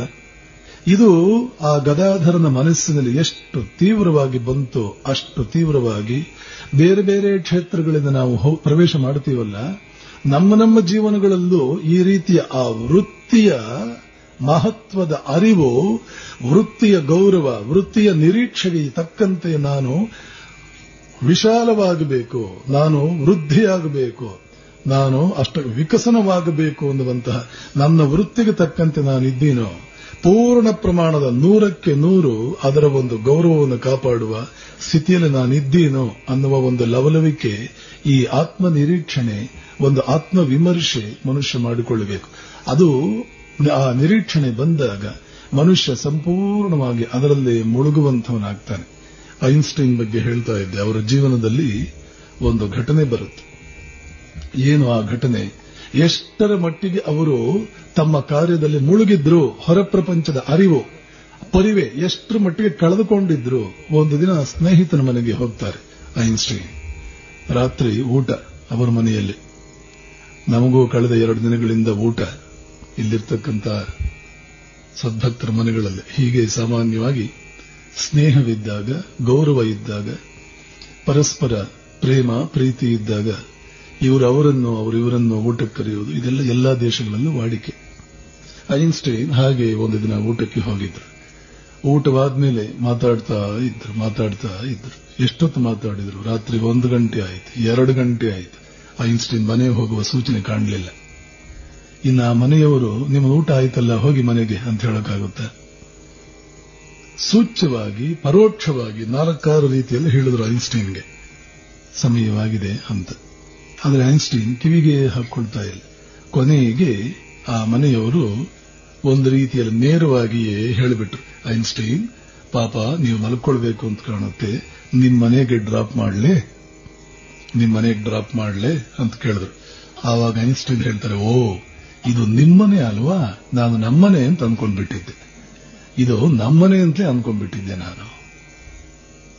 2 ನೊಬೆಲ್ ಪ್ರಶಸ್ತಿ ಪಡ್ಕೊಂಡ ವ್ಯಕ್ತಿಗೆ ಅವನ ಮನೆ ಯಾವುದು, ಬೇರೆಯವ್ರ ಮನೆ ಯಾವುದು ಅಂತ ಗೊತ್ತಾಗಲ್ವಾ? ದಡ್ಡನಂತೆ ಯಾವಾಗಲೂ ಎಕ್ಸ್ಟ್ರೀಮ್ಸ್ ಒಂದೇ ತರ ಕಾಣುತ್ತೆ. ಮಹಾಜ್ಞಾನಿಯಾದವನು, ಮಹಾ ಅಜ್ಞಾನಿಯಾದವನು ಒಂದೇ ರೀತಿ ಕಾಣ್ತಿರ್ತಾರೆ. ಎಷ್ಟೋ ಸಂದರ್ಭಗಳಿಂದ ನಾವು ಸರಳತೆ ಇರಬೇಕು, ನಾವು ಸರಳ ಜೀವನ ನಡೆಸಬೇಕು ಅಂತ, ಸರಳತೆ ಇರಬೇಕು ಅಂತ, ಸರಳ ಜೀವನ ನಡೆಸಬೇಕು ಅಂತ ಒಳಗಡೆ ಎಷ್ಟು ಮಟ್ಟಿಗೆ ಪ್ರಾಮಾಣಿಕವಾಗಿರುತ್ತೆ ಹೇಳಲಾರೆವೋ, ಹೊರಗಡೆ ಸರಳತೆ ಇರುತ್ತೆ. ಆದರೆ ಅದನ್ನು ನಾವು ಸರಳತೆ ಅಂತ ಹೇಗೆ ತಿಳ್ಕೊಳ್ಳೋದು? ಒಂದು ವೇಳೆ ಯಾವ ಸಂಪಾದನೆಯೂ ಇಲ್ಲದ ಬಡತನ ಯಾಕಾಗಿರಬಾರದು? ಬಡತನ ಬೇರೆ, ಸರಳತೆ ಬೇರೆ. ಸರಳತೆ ಸಮೃದ್ಧಿಯ ನಡುವೆಯೂ ಅದಕ್ಕೆ ಅಂಟಿಕೊಳ್ಳದಿರುವುದು ಸರಳತೆ. ಎಷ್ಟು ಸಮೃದ್ಧಿ ಇದೆ, ಆದರೆ ಸಮೃದ್ಧಿ ಇದೆ ಅನ್ನೋ ಭಾವನೆಯೇ ನಮಗಿಲ್ಲ, ಅದು ಸರಳತೆ. ಮಾತಾಡೋದಕ್ಕೆ ಬಾರದೆ ಮಾತಾಡದೆ ಸುಮ್ಮನೆ ಕುಳಿತುಕೊಳ್ಳೋದು ಬೇರೆ. ಎಷ್ಟು ಬೇಕಾದರೂ ಮಾತನಾಡುವ ಸಾಮರ್ಥ್ಯ ಇಟ್ಟುಕೊಂಡು ಸುಮ್ಮನೆ ಇದ್ರೆ ಅವನು ಮೌನಿ ಬೇರೆ, ಮಾತು ಬಾರದ ಮೂಕ ಬೇರೆ. ಹಾಗೇನೆ ಸಾಧುತ್ವ, ಅಹಿಂಸಾ ಪ್ರವೃತ್ತಿ ಬೇರೆ, ಹೇಡಿತನ ಬೇರೆ. ಅಭಿಮಾನ ಬೇರೆ, ದುರಭಿಮಾನ ಬೇರೆ. ಆತ್ಮವಿಶ್ವಾಸ ಬೇರೆ, ಅಹಂಕಾರ ಬೇರೆ. ಹೀಗೆ ಈ ಸೂಕ್ಷ್ಮ ವ್ಯತ್ಯಾಸಗಳನ್ನು ನಾವು ತಿಳ್ಕೊಳ್ಬೇಕು. ರಾಮಕೃಷ್ಣರು ಈ ರೀತಿ ಸಂಪೂರ್ಣವಾಗಿ ತನ್ಮಯತೆಯನ್ನ ಬೆಳೆಸಿಕೊಂಡಿದ್ದಾರೆ ತಮ್ಮ ಜೀವನದಲ್ಲಿ. ಇದನ್ನೇ ಶ್ರದ್ಧೆ ಅಂತ ಕರೀತಾನೆ ಕೃಷ್ಣ. ಆ ಕಡೆ ಐನ್ಸ್ಟೈನ್, ಈ ಕಡೆ ರಾಮಕೃಷ್ಣರು, ಮತ್ತೊಂದು ಕಡೆ ಎಡಿಸನ್. ಯಾರೇ ಆಗಲಿ ಮಹತ್ತನ್ನು ಸಾಧಿಸಬೇಕಾದರೆ ಇದು ಅನಿವಾರ್ಯವಾದ ಅವಶ್ಯಕತೆ. ಸಂಪೂರ್ಣವಾಗಿ ಅದರಲ್ಲಿ ಮುಳುಗಿದ್ದೀರೋ 4 ವರ್ಷಗಳ ಕಾಲ ರಾಮಕೃಷ್ಣರು ಯಾವ ರೀತಿಯಲ್ಲಿ ತನ್ಮಯರಾದರು ಅಂದ್ರೆ ಬೆಳಗ್ಗೆಯಿಂದ ಹಿಡಿದು ಸಾಯಂಕಾಲದವರೆಗೆ, ರಾತ್ರಿ ಮಧ್ಯರಾತ್ರಿಯವರೆಗೆ ಊಟ ಬಟ್ಟೆಗಳ ಕಡೆಗೆ ಗಮನವಿಲ್ಲ. ಒಂದೇ ಒಂದು ಯೋಚನೆ ಅವರದು, ಜಗನ್ಮಾತೆಯ ದರ್ಶನ ನನಗೆ ಎಂದಿಗೆ ಆಗುವುದು, ಜಗನ್ಮಾತೆಯ ದರ್ಶನ ನನಗೆ ಎಂದಿಗೆ ಆಗುವುದು. ಅಮ್ಮ, ದಯವಿಟ್ಟು ನನಗೆ ಮುಖ ತೋರು. ಆ ಬಂಗಾಳದಲ್ಲಿ 2 ದೊಡ್ಡ ದೇವಿ ಭಕ್ತರಿದ್ದಾರೆ. ಒಬ್ಬ ರಾಮಪ್ರಸಾದ, ಇನ್ನೊಬ್ಬ ಕಮಲಾಕಾಂತ. ರಾಮಕೃಷ್ಣನ ಪ್ರಾರ್ಥನೆ ಮಾಡುವ, ಅಮ್ಮ ರಾಮಪ್ರಸಾದನಿಗೆ, ಕಮಲಾಕಾಂತನಿಗೆ, ಇವರಿಗೆಲ್ಲ ಕೂಡ ನೀನು ದರ್ಶನ ಕೊಟ್ಟಿಯಲ್ಲ, ನಾನು ನಿನಗೆ ಮಾಡಿರುವ ಅಪರಾಧವೇನು? ನನಗ್ಯಾಕೆ ನೀನು ತೋರಲಾರೆ? ದಯವಿಟ್ಟು ನನಗೆ ಕಾಣಿಸ್ಕೋ. ನೀನು ನನಗೆ ಬೇಕು. ನಿನ್ನ ಹೊರತು ನನಗೆ ಇನ್ನೇನೋ ಬೇಡ. ನೀನು ನನಗೆ ಬೇಕು. ಆ ನೀನು ನನಗೆ ಬೇಕು ಅನ್ನುವ ಆ ತೀವ್ರತೆ, ಆ ಅಭೀಪ್ಸೆ, ಆ ಅಭಿಲಾಷೆ, ಆ ತೀವ್ರತೆ ಎಷ್ಟರ ಮಟ್ಟಿಗೆ ಅಂತಂದ್ರೆ ಹಗಲು ಅದನ್ನು ನೋಡಿ ಜನ ಮೂಕ ವಿಸ್ಮಿತರಾಗ್ತಾರೆ, ಜನ ಬೆರಗಾಗುತ್ತಾರೆ. ಇವ್ರಿಗೇನು ಹುಚ್ಚು ಹಿಡಿದಿದೆ ಅಂತಾರೆ. ಆ ದೇವಸ್ಥಾನದ ಯಜಮಾನರಿಗೆ ಕಂಪ್ಲೇಂಟ್ ಕೊಡ್ತಾರೆ. ಸಣ್ಣ ಭಟ್ಟಾಚಾರ್ಯರು ಅಂತಂದ್ರೆ ಬಂಗಾಳದಲ್ಲಿ ಪೂಜಾರಿಗಳು, ಸಂಪ್ರದಾಯ ಮಡಿವಂತ ಬ್ರಾಹ್ಮಣರಿಗೆ ಭಟ್ಟಾಚಾರ್ಯರು ಅಂತ. ಈ ಸಣ್ಣ ಭಟ್ಟಾಚಾರ್ಯರಿಗೆ ಹುಚ್ಚು ಹಿಡಿದಿದೆ. ಆ ದೇವಸ್ಥಾನದ ಯಜಮಾನ ಬಂದ ಒಂದು ದಿನ, ಗೊತ್ತಿಲ್ಲದೆ ಮರೆಯಲ್ಲಿ ನಿಂತುಕೊಂಡು ಈ ಪೂಜಾರಿ ಹೇಗೆ ಪೂಜೆ ಮಾಡ್ತಾನೆ ಎನ್ನುವಂತಹದ್ದನ್ನ ಗಮನಿಸಬೇಕು ಅಂತ ದೇವಸ್ಥಾನದ ಒಳಗಡೆ ಬಂದ. ಆದರೆ ದೇವಸ್ಥಾನವನ್ನು ಪ್ರವೇಶ ಮಾಡಿದಂತೆ ಅವನಿಗೆ ಮೈ ಜುಮ್ ಎನ್ನುವುದಕ್ಕೆ ಪ್ರಾರಂಭವಾಯಿತು. ಏನೋ ಒಂದು ರೀತಿಯ ವಿದ್ಯುತ್ ತರಂಗ, ಇಡೀ ದೇವಸ್ಥಾನವೇ ಯಾವುದೋ ಒಂದು ಹೊಸ ರೀತಿಯ ಕಂಪನದಿಂದ ಕಂಪಿಸ್ತಾ ಇರುವಂತೆ ಭಾಸವಾಯಿತು. ಒಂದು ಕ್ಷಣ ತನ್ನನ್ನೇ ತಾನು ಸಂಪೂರ್ಣವಾಗಿ ಮರೆತು ಹೋಗ್ಬಿಟ್ಟ. ಅವನು ಹೋಗಿ ಈ ದೇವಸ್ಥಾನವನ್ನು ಕಟ್ಟಿಸಿದಂತ ತನ್ನ ಅತ್ತೆಗೆ ಒಂದು ವಾರ್ತೆ ಕೊಟ್ಟ. ಅತ್ತೆ, ಭಗವತಿಯ ಕೃಪೆಯಿಂದ ನಾವು ಎಂಥ ಅದ್ಭುತ ವ್ಯಕ್ತಿಯನ್ನ ಪೂಜಾರಿಯನ್ನಾಗಿ, ಅರ್ಚಕನನ್ನಾಗಿ ಪಡ್ಕೊಂಡಿದ್ದೇವೆ ಅಂತಂದ್ರೆ, ಅವನ ಭಕ್ತಿಯ ತೀವ್ರತೆಯಿಂದ ಕೆಲವೇ ದಿನಗಳಲ್ಲಿ ಈ ಮೂರ್ತಿಯಲ್ಲಿ ದೇವಿ ಜಾಗೃತಳಾಗ್ತಾಳೆ. ಪ್ರಾರಂಭದಲ್ಲಿ ಯಾವ ದೇವಸ್ಥಾನದಲ್ಲೂ ಕೂಡ ಶಿಲಾಮೂರ್ತಿಯನ್ನು, ಚಿತ್ರಪಟವನ್ನು ಇಟ್ಟೇ ಪೂಜೆ ಪ್ರಾರಂಭ ಮಾಡೋದು. ನಮ್ಮ ಮನೆಗಳಲ್ಲೂ ಕೂಡ ಹಾಗೆಯೇ. ಆದರೆ ಪೂಜಕ ಅಥವಾ ಸಾಧಕನ ತೀವ್ರತೆಯನ್ನು ಅವಲಂಬಿಸಿ, ನಮ್ಮ ಭಾವನೆಯನ್ನು ಅವಲಂಬಿಸಿ ಆ ಮುಂದೆ ಇರತಕ್ಕಂಥ ವಸ್ತು ತನ್ನ ಸ್ವಭಾವವನ್ನೇ ಬದಲಾಯಿಸಿಬಿಡುತ್ತೆ. ನಮ್ಮ ಒಳಗಡೆ ಯಾವ ತರಂಗಗಳಿರುತ್ತೋ ಅದಕ್ಕೆ ತಕ್ಕಂತೆ ಮುಂದ್ಗಡೆ ಇರತಕ್ಕಂಥ ವಸ್ತು ಅಥವಾ ವ್ಯಕ್ತಿ ತನ್ನ ಸ್ವಭಾವವನ್ನೇ ಬದಲಾಯಿಸಿಕೊಂಡ್ಬಿಡುತ್ತೆ. ಅದು ಕೂಡ ಪರಿವರ್ತನೆಯನ್ನು ತರುತ್ತೆ. ಪತಂಜಲಿ ಯೋಗ ಸೂತ್ರದಲ್ಲಿ ಪತಂಜಲಿ ಹೇಳ್ತಾನೆ, ಅಹಿಂಸಾ, ಸತ್ಯ, ಆಸ್ತೇಯ, ಬ್ರಹ್ಮಚರ್ಯ, ಅಪರಿಗ್ರಹ, ಶೌಚ, ಸಂತೋಷ, ಸ್ವಾಧ್ಯಾಯ, ಈಶ್ವರ ಪ್ರಣಿಧಾನ, ತಪಸ್ಸು ಅಂತ 10 ಮಜಲುಗಳನ್ನು ದಾಟಿದ ಮೇಲೆ ಯೋಗ ಜೀವನ ಪ್ರಾರಂಭವಾಗುವುದು. ರಾಜಯೋಗ, ಈ ರಾಜಯೋಗ ಅನ್ನೋದು, ಯೋಗ ಅಂದ್ರೆ ಮಾರ್ಗ. ರಾಜಯೋಗ, ಭಕ್ತಿಯೋಗ, ಜ್ಞಾನಯೋಗ, ಕರ್ಮಯೋಗ. ರಾಜಯೋಗದಲ್ಲಿ ಪ್ರಾರಂಭದ ಸಾಧಕನಿಗೆ ಮನಸ್ಸು ಶುದ್ಧವಾಗಿಲ್ಲದೆ ಹೋದರೆ ಮನಸ್ಸು ಏಕಾಗ್ರವಾಗುವುದಿಲ್ಲ. ಏಕೆಂದರೆ ರಾಜಯೋಗದಲ್ಲಿ ಧ್ಯಾನವೇ ಪ್ರಧಾನ. ಧ್ಯಾನಕ್ಕೆ ಮನಸ್ಸು ಏಕಾಗ್ರವಾಗಬೇಕು. ಅಶುದ್ಧ ಮನಸ್ಸು ಏಕಾಗ್ರವಾಗುವುದಿಲ್ಲ. ಆದ್ದರಿಂದ ಮನಸ್ಸನ್ನು ಶುದ್ಧಗೊಳಿಸುವುದು ಹೇಗೆ? 5 ಲಕ್ಷಣಗಳನ್ನು ಮನಸ್ಸಿಗೆ ತುಂಬುತ್ತಾ ಬಂದರೆ ಮನಸ್ಸು ಶುದ್ಧವಾಗುತ್ತದೆ ಅಂತ ಹೇಳಿಬಿಟ್ಟು ಪತಂಜಲಿ ಹೇಳ್ತಾನೆ. ಯಾವುದು ಆ 5 ಲಕ್ಷಣಗಳು ಅಂದ್ರೆ ಅಹಿಂಸಾ, ಸತ್ಯ, ಆಸ್ತೇಯ, ಬ್ರಹ್ಮಚರ್ಯ, ಅಪರಿಗ್ರಹ, ಇದು 5. ಆಮೇಲೆ ಶೌಚ, ಸಂತೋಷ, ಸ್ವಾಧ್ಯಾಯ, ಈಶ್ವರ ಪ್ರಣಿಧಾನ, ತಪಸ್ಸು. ಮೊದಲನೇ 5 ಯಮ ಅಂತ ಕರೀತಾರೆ, ಎರಡನೇ 5 ನಿಯಮ ಅಂತ ಕರೀತಾರೆ. ಯಮ ನಿಯಮಗಳಾದ ಮೇಲೆ ಒಂದು ಆಸನದಲ್ಲಿ ಕುಳಿತು ಸ್ವಲ್ಪ ಹೊತ್ತು ಪ್ರಾಣಾಯಾಮ ಮಾಡಿ ಇನ್ನು ಧ್ಯಾನಕ್ಕೆ ಕುಳಿತರೆ ಚದುರಿ ಹೋಗ್ತಾ ಇರತಕ್ಕಂಥ ಮನಸ್ಸನ್ನು ತಂದು ನಮ್ಮ ಇಷ್ಟ ದೇವತೆಯ ಮೇಲೆ ನಿಲ್ಲಿಸುವುದನ್ನೇ ಪ್ರತ್ಯಾಹಾರ ಅಂತ ಕರಿತೀವಿ. ಆ ಇಷ್ಟ ದೇವತೆಯ ಮೇಲೇನೆ ಸಂಪೂರ್ಣವಾಗಿ ಕುಳಿತುಕೊಳ್ಳುವುದನ್ನ ಧಾರಣ ಅಂತ ಕರಿತೀವಿ. ಅದರಲ್ಲೇ ತನ್ಮಯವಾಗುವುದನ್ನ ಧ್ಯಾನ ಅಂತ ಕರಿತೀವಿ. ಆ ಇಷ್ಟ ವಸ್ತು, ಇಷ್ಟ ದೇವತೆಯ ಸಂಪೂರ್ಣವಾಗಿ ಮನಸ್ಸನ್ನು ತುಂಬಿ ನಮ್ಮನ್ನು ನಾವು ಮರೆತು ಬಿಟ್ರೆ, ಹೊರ ಪ್ರಪಂಚವನ್ನು ಮರೆತು ಬಿಟ್ರೆ ಸಮಾಧಿ ಅಂತ ಕರಿತೀವಿ. ಅಲ್ಲಿಗೆ ಈ ಯೋಗ ಪೂರ್ತಿಯಾಯಿತು. ಇದು ರಾಜಯೋಗ. ಆದರೆ ಇದೇ ಮಾರ್ಗವಲ್ಲ, ಹೀಗೆ ಬೇರೆ ಮಾರ್ಗಗಳು ಇವೆ. ರಾಮಕೃಷ್ಣರು ಅನುಸರಿಸಿದ್ದು ಭಕ್ತಿಯೋಗ. ಭಕ್ತಿಯೋಗದಲ್ಲಿ ಒಂದು ಅದ್ಭುತವಾದ ಒಂದು ಉಪಾಯವಿದೆ. ಯಾವುದದು? ನಮ್ಮ ಮನಸ್ಸಿಗೆ ಬಹಳ ಹಿಡಿಸುವಂತಹ ವಸ್ತು ನಮ್ಮ ಮುಂದೆ ಇದ್ರೆ ಮನಸ್ಸು ತನ್ನಿಂದ ತಾನೇ ಏಕಾಗ್ರವಾಗುತ್ತೆ. ಕೆಲವು ಮಕ್ಕಳು ಸಾಮಾನ್ಯವಾಗಿ ಭಕ್ತರ ಮನೆಗೆ ಹೋಗ್ತಾ ಇದ್ರೆ ದೂರದರ್ಶನದಲ್ಲಿ ಕಾರ್ಟೂನ್ ನೋಡ್ತಾ ಇರ್ತಾರೆ. ಅವರಮ್ಮ 10 ಸಲ ಕರೆದ್ರೂ ಅವ್ರ ಕಿವಿಗೆ ಬೀಳಲ್ಲ. ಅಷ್ಟರ ಮಟ್ಟಿಗೆ ತನ್ಮಯವಾಗಿ, ಯಾಕೆಂದ್ರೆ ಅವರ ಮನಸ್ಸಿಗೆ ಹಿಡಿಸುವಂತಹದ್ದು. ಇನ್ಯಾರೋ ಒಬ್ಬರು ಒಂದು ಸಂಗೀತ, ಗಂಗೂಬಾಯಿ ಹಾನ್ಗಲ್ ಸಂಗೀತ, ಭೀಮಸೇನ್ ಜೋಶಿ ಸಂಗೀತ, ಜಸರಾಜ್ ಸಂಗೀತ, ಆ ಸಂಗೀತ ಕೇಳ್ತಾ ಇದ್ರೆ ಅದೆಷ್ಟು ತನ್ಮಯರಾಗಿರ್ತಾರೆ ಅಂದ್ರೆ ಬೇರೆ ಯಾವುದ್ರ ಕಡೆಗೆ ಅವ್ರ ಪರಿವೇನೇ ಇರೋದಿಲ್ಲ. ಇನ್ನು ಕೆಲವರು ಇನ್ಯಾವುದೋ ಒಂದು ಸಿನಿಮಾ ಇರಬಹುದು, ಒಂದು ಕ್ರಿಕೆಟ್ ಇರಬಹುದು, ಮತ್ತೊಂದಿರಬಹುದು. ನಮ್ಮ ಸ್ವಭಾವಕ್ಕೆ ತಕ್ಕಂತೆ, ನಮ್ಮ ರುಚಿಗೆ ತಕ್ಕಂತೆ ಯಾವುದೋ ಒಂದು ನಮ್ಮ ಮನಸ್ಸನ್ನು ತೀವ್ರವಾಗಿ ಎಳೆಯುವಂತ ಸಾಮರ್ಥ್ಯವನ್ನು ಇಟ್ಕೊಂಡಿರುತ್ತೆ. ಯಾವ ದೇವತಾ ಮೂರ್ತಿ ಅಥವಾ ಪವಿತ್ರ ವ್ಯಕ್ತಿ ನಮ್ಮ ಮನಸ್ಸನ್ನು ಎಳೀತಾನೆ, ಅವನನ್ನೇ ನಮ್ಮ ಇಷ್ಟ ದೇವತೆ ಅಂತ ಭಾವಿಸಿ ಮನಸ್ಸನ್ನು ಸಹಜವಾಗಿಯೇ ಅವನ ಕಡೆಗೆ ಎಳೀತಾ ಇರೋ ಮನಸ್ಸನ್ನ ಅದರಲ್ಲೇ ನೆಟ್ಟು ನಮ್ಮನ್ನೇ ನಾವು ಮರೆಯುವಂತ ರೀತಿಯಲ್ಲಿ ಹೋಗೋದಕ್ಕೆ ಭಕ್ತಿಯೋಗವೂ ಸಹಾಯ ಮಾಡುತ್ತೆ. ಇದನ್ನೇ ಇಷ್ಟ ದೇವತೆ ಅಂತ ಕರೆಯೋದು. ಇರತಕ್ಕಂಥವನು ಒಬ್ಬನೇ ದೇವತೆ. ಆದರೆ ಒಬ್ಬನೇ ದೇವತೆ ಇದ್ರೂ ಕೂಡ ಅವನ ಒಂದು ರೂಪವೇ ಎಲ್ರಿಗೂ ಹಿಡಿಸುತ್ತೆ ಅಂತ ಹೇಳೋಕ್ಕಾಗಲ್ಲ. ಕೆಲವರಿಗೆ ಶಿವನ ರೂಪ, ಕೆಲವರಿಗೆ ಕೃಷ್ಣನ ರೂಪ, ಕೆಲವರಿಗೆ ರಾಮ, ಕೆಲವರಿಗೆ ದೇವಿ, ಕೆಲವರಿಗೆ ಹನುಮಾನ್, ಕೆಲವರಿಗೆ ವೀರಭದ್ರ, ಕೆಲವರಿಗೆ ಬುದ್ಧ. ಅದು ಅವರವರ ಇಷ್ಟ. ಕೃಷ್ಣ ಭಕ್ತರೇ ನಿಂತಿರುವ ಕೃಷ್ಣ ಕೆಲವರಿಗಾದ್ರೆ ಬಾಲಕ ಕೃಷ್ಣ ಕೆಲವರಿಗೆ, ಧನುರ್ಧಾರಿ ರಾಮ ಕೆಲವರಿಗಾದ್ರೆ ಕುಳಿತಿರುವ ರಾಮ ಕೆಲವರಿಗೆ. ಶಿವನಲ್ಲೂ ಕೂಡ 5 ತಲೆ ಇರತಕ್ಕಂಥ, ಒಂದೇ ತಲೆ ಇರತಕ್ಕ ಅವರವರ ಇಷ್ಟಕ್ಕೆ ಅನುಗುಣವಾಗಿ ಒಂದು ದೇವತಾ ಮೂರ್ತಿಯನ್ನು ಇಟ್ಟುಕೊಂಡು ನಾವು ಅವನಿಗೆ ಸೇರಿದವನು ಅನ್ನೋ ಭಾವದಲ್ಲಿ ಅವನ ಮಹಿಮೆಯನ್ನೇ ಚಿಂತಿಸ್ತಾ, ಎಷ್ಟು ಅದ್ಭುತ ವ್ಯಕ್ತಿ ನೀನು, ಎಷ್ಟು ಮಹಿಮೆ ಇದೆ ನಿನ್ನದು ಅಂತ ಅವನ ಬಗ್ಗೆ ಕೇಳಿ ಅವನ ಮಹಿಮೆಯನ್ನ ಮನಸ್ಸಿಗೆ ತಿಳಿಸಿ ಅದರ ಕಡೆಗೆ ಮನಸ್ಸು ಆಕರ್ಷಿತವಾಗುವಂತೆ ಮಾಡಿ ಧ್ಯಾನಕ್ಕೆ ಕುಳಿತರೆ ಮನಸ್ಸು ಸಂಪೂರ್ಣವಾಗಿ ಆ ಕಡೆಗೆ ಎಳೆದು ನಮ್ಮನ್ನು ಮರೀತೇವೆ, ಹೊರಗಡೆ ಪ್ರಪಂಚವನ್ನು ಮರೀತೇವೆ. ಯಾವುದೇ ಆಧ್ಯಾತ್ಮಿಕ ಸಾಧನೆಯ ಗುರಿ ಇಷ್ಟೇ, ನಿನ್ನನ್ನು ಮರಿಬೇಕು, ಹೊರ ಪ್ರಪಂಚವನ್ನು ಮರಿಬೇಕು. ಒಂದು ವಸ್ತುವಿನಲ್ಲಿ ಇನ್ಯಾವುದೋ ಒಂದು ವಸ್ತುವಿನಲ್ಲಿ ಸಂಪೂರ್ಣವಾಗಿ ನೀನು ತನ್ಮಯನಾಗಬೇಕು. ರಾಜಯೋಗವೂ ಇದೇ ನಮಗೆ ತರಬೇತಿಯನ್ನು ಕೊಡುತ್ತೆ, ಭಕ್ತಿಯೋಗವೂ ಇದೇ ತರಬೇತಿಯನ್ನು ಕೊಡುತ್ತೆ. ರಾಮಕೃಷ್ಣರು ಆ ದೇವಿಯಲ್ಲಿ ಎಷ್ಟರ ಮಟ್ಟಿಗೆ ತಮ್ಮ ಮನಸ್ಸನ್ನು ನೆಟ್ಟಿದ್ದಾರೆ. ಹೇಗೆ ನೆಟ್ಟರು? ದೇವಿಯ ಬಗ್ಗೆ ಹಾಡುಗಳು ಹೇಳ್ತಾ ಹೋದರು. ಅವಳ ಮಹಿಮೆ, ಅವಳ ಅದ್ಭುತವಾದಂತಹ ಕರುಣೆ, ದಯೆ, ಜಗತ್ತಿನ ತಾಯಿಯಂತೆ ಅವಳು ಸಲಹುತ್ತಾ ಇರತಕ್ಕಂತಹದ್ದು, ಮಹಿಷಾಸುರ ಮೊದಲಾದವರನ್ನು ಕೊಂದು ಜಗತ್ತಿಗೆ ಕಲ್ಯಾಣವನ್ನು ಮಾಡಿದ್ದು, ಈ ಮಹಿಮೆಗಳನ್ನೆಲ್ಲ ಮನಸ್ಸಿಗೆ ತಿಳಿಸಿದರು. ಆಮೇಲೆ ಭಾವಿಸಿದರು. ಪ್ರತಿಯೊಂದನ್ನು ಅಮ್ಮ ಸೂರ್ಯಚಂದ್ರನನ್ನು ಸೃಷ್ಟಿಸಿದವನು, ಪಂಚಭೂತಗಳನ್ನು ಸೃಷ್ಟಿಸಿದವಳು ನೀನೇ, ತಾಯಿಯ ಹೃದಯದಲ್ಲಿ ದಯೆ ವಾತ್ಸಲ್ಯ ಅಂತ ಇಟ್ಟು ಮಕ್ಕಳಿಗೆಲ್ಲ ಅವಳ ಕೃಪೆ ಹರಿಯುವಂತೆ ಮಾಡಿದವಳು ನೀನೇ.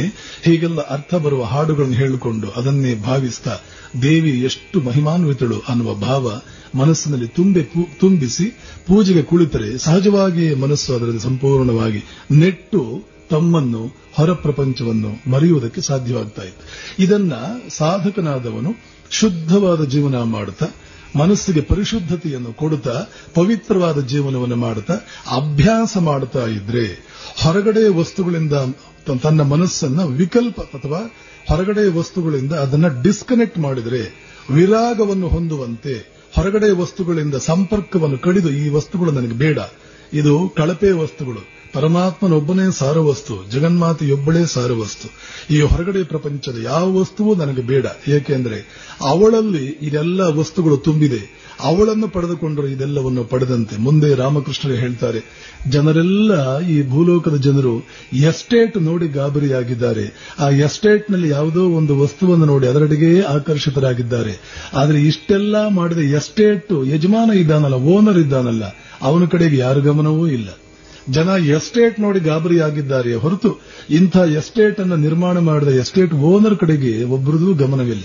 ಇದರ ಅರ್ಥ ಪ್ರಪಂಚವನ್ನು ನೋಡಿ ಅಲ್ಲಿಯೇ ಮುಗ್ಧರಾಗಿದ್ದಾರೆ ಜನ. ಪ್ರಪಂಚದ ಮಹಿಮೆ ಕಂಡೇ ಮುಗ್ಧರಾಗ್ಬಿಟ್ಟಿದ್ದಾರೆ. ಇದನ್ನು ಕಟ್ಟಿದನಲ್ಲ, ಕೇವಲ ಸಂಕಲ್ಪ ಮಾತ್ರದಿಂದ ಇದನ್ನೆಲ್ಲ ಸೃಷ್ಟಿ ಮಾಡಿದ್ದಾನಲ್ಲ, ಅವನು ಎಂಥ ಮಹಿಮಾನ್ವಿತ ಇರಬೇಕು, ಅವನೆಷ್ಟು ಅದ್ಭುತ ವ್ಯಕ್ತಿಯಾಗಿರಬೇಕು ಅಂತ ಒಬ್ಬರ ಗಮನವೂ ಆ ಕಡೆಗಿಲ್ಲ.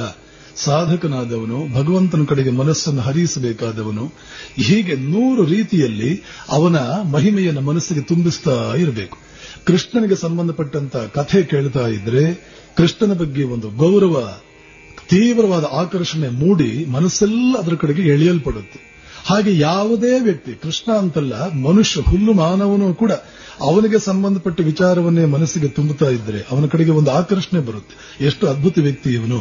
ಭಗವದ್ಗೀತೆಯಲ್ಲಿ ಅರ್ಜುನ ಕೃಷ್ಣನಿಗೆ ಈ ಪ್ರಶ್ನೆ ಕೇಳ್ತಾನೆ, ಧ್ಯಾನ ಮಾಡಬೇಕು ಅಂತ ಕೃಷ್ಣ ಹೇಳಿದಾಗ ಅರ್ಜುನರಿಗೆ ಒಂದು ಪ್ರಶ್ನೆ ಬರುತ್ತೆ.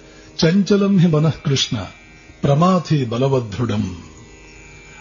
ಕೃಷ್ಣ ಮನಸ್ಸು ಬಹಳ ಚಂಚಲ. ಧ್ಯಾನ ಮಾಡೋಣ ಅಂತ ಕುಳಿತುಕೊಂಡ್ರೆ 1 ನಿಮಿಷಕ್ಕೆ 28 ಕಡೆ ಹರಿಯುತ್ತೆ. ಕಬೀರದಾಸರು ಇದನ್ನು ಬಹಳ ಚೆನ್ನಾಗಿ ಹೇಳ್ತಾರೆ. ನಮ್ಮಲ್ಲಿ ಬಹಳಷ್ಟು ಜನ ಸಾಧಕರು ಹೇಗಿರ್ತಾರೆ, ಕೈನಲ್ಲಿ ಜಪಮಾಲೆ ತಿರುಗುತ್ತಾ ಇದೆ, ಬಾಯಿನಲ್ಲಿ ನಾಲಿಗೆ ಏನೋ ತಿರುಗುತ್ತಾ ಇದೆ, ಆದರೆ ಮನಸ್ಸು ಪ್ರಪಂಚ ಎಲ್ಲ ತಿರುಗುತ್ತಾ ಇದೆ. ಕೈನಲ್ಲಿ ಜಪಮಾಲೆ ತಿರುಗುತ್ತಾ ಇದೆ, ಜಪಮಾಲೆ ತಿರುಗಿದ್ದು ನಿಜ. ಹಾಗೇನೆ ಬಾಯಿನಲ್ಲಿ ನಾಲಿಗೆ ಕೂಡ ತಿರುಗುತ್ತಾ ಇದೆ. ಓಂ ನಮಃ ಶಿವಾಯ ಅಂತಲೂ, ಓಂ ನಮೋ ನಾರಾಯಣಾಯ ಅಂತಲೂ, ಇನ್ಯಾವುದೋ ಒಂದು ನಮ್ಮ ಇಷ್ಟ ದೇವತೆಯ ಒಂದು ಮಂತ್ರ ನಾಲಿಗೆಯಲ್ಲೂ ತಿರುಗುತ್ತಾ ಇದೆ. ಆದರೆ ಮನಸ್ಸು ಪ್ರಪಂಚವೆಲ್ಲ ತಿರುಗುತ್ತಾ ಇದೆ. ಅದು ಪ್ರಯೋಜನವಿಲ್ಲ. ಮನಸ್ಸು ಯಾಕೆ ಪ್ರಪಂಚ ತಿರುಗುತ್ತಾ ಇದೆ? ಆ ಇಷ್ಟ ದೇವತೆಯ ಬಗ್ಗೆ ನಮಗೆ ನಿಜವಾಗಲೂ ಭಕ್ತಿ ಇಲ್ಲ. ನಮ್ಮ ಮನಸ್ಸು ಎಳೀತಾ ಇಲ್ಲ. ನಮ್ಮ ಇಷ್ಟ ದೇವತೆಯನ್ನು ನಾವು ಸೆಲೆಕ್ಟ್ ಮಾಡಿಕೊಂಡಿದ್ದ ರಾಂಗ್ ಇದೆ. ಯಾವುದನ್ನೂ ಇಷ್ಟ ದೇವತೆಯನ್ನಾಗಿ ಮಾಡಿಕೊಳ್ಳಬಹುದು. ರಾಮಕೃಷ್ಣರ ಹತ್ತಿರ ಒಬ್ಬಳು ಭಕ್ತೆ ಬಂದ್ಲು. ಹೇ ಮಹಾಶಯರೇ, ನೀವಿಷ್ಟೆಲ್ಲ ಹೇಳ್ತೀರಿ, ನನ್ನ ಮನಸ್ಸು ದೇವರ ಕಡೆಗೆ ಆಕರ್ಷಣೆ ಆಗ್ತಾನೇ ಇಲ್ವಲ್ಲ, ಆ ಕಡೆಗೆ ಮನಸ್ಸೇ ಎಳೀತಾ ಇಲ್ವಲ್ಲ, ಏನ್ ಮಾಡೋದು ಅಂತ ಕೇಳಿದ್ಲು.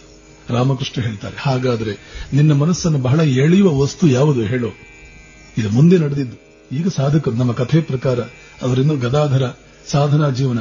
ಮುಂದೆ ಅದ್ಭುತ ವ್ಯಕ್ತಿ ಮಹಾಮನೀಷಿ ರಾಮಕೃಷ್ಣರಾದ್ಮೇಲೆ ಸಾವಿರಾರು ಜನ ಅವರ ಹತ್ರ ಮಾರ್ಗದರ್ಶನಕ್ಕೆ ಅಂತ ಬಂದಾಗ ಒಬ್ಬಳು ಮಹಿಳೆ ಈ ರೀತಿ ಬಂದು ಕೇಳಿದ್ಲು, ನನ್ನ ಮನಸ್ಸು ಏನು ಮಾಡಿದ್ರು ಧ್ಯಾನ ನಿಲ್ತಾ ಇಲ್ವಲ್ಲ.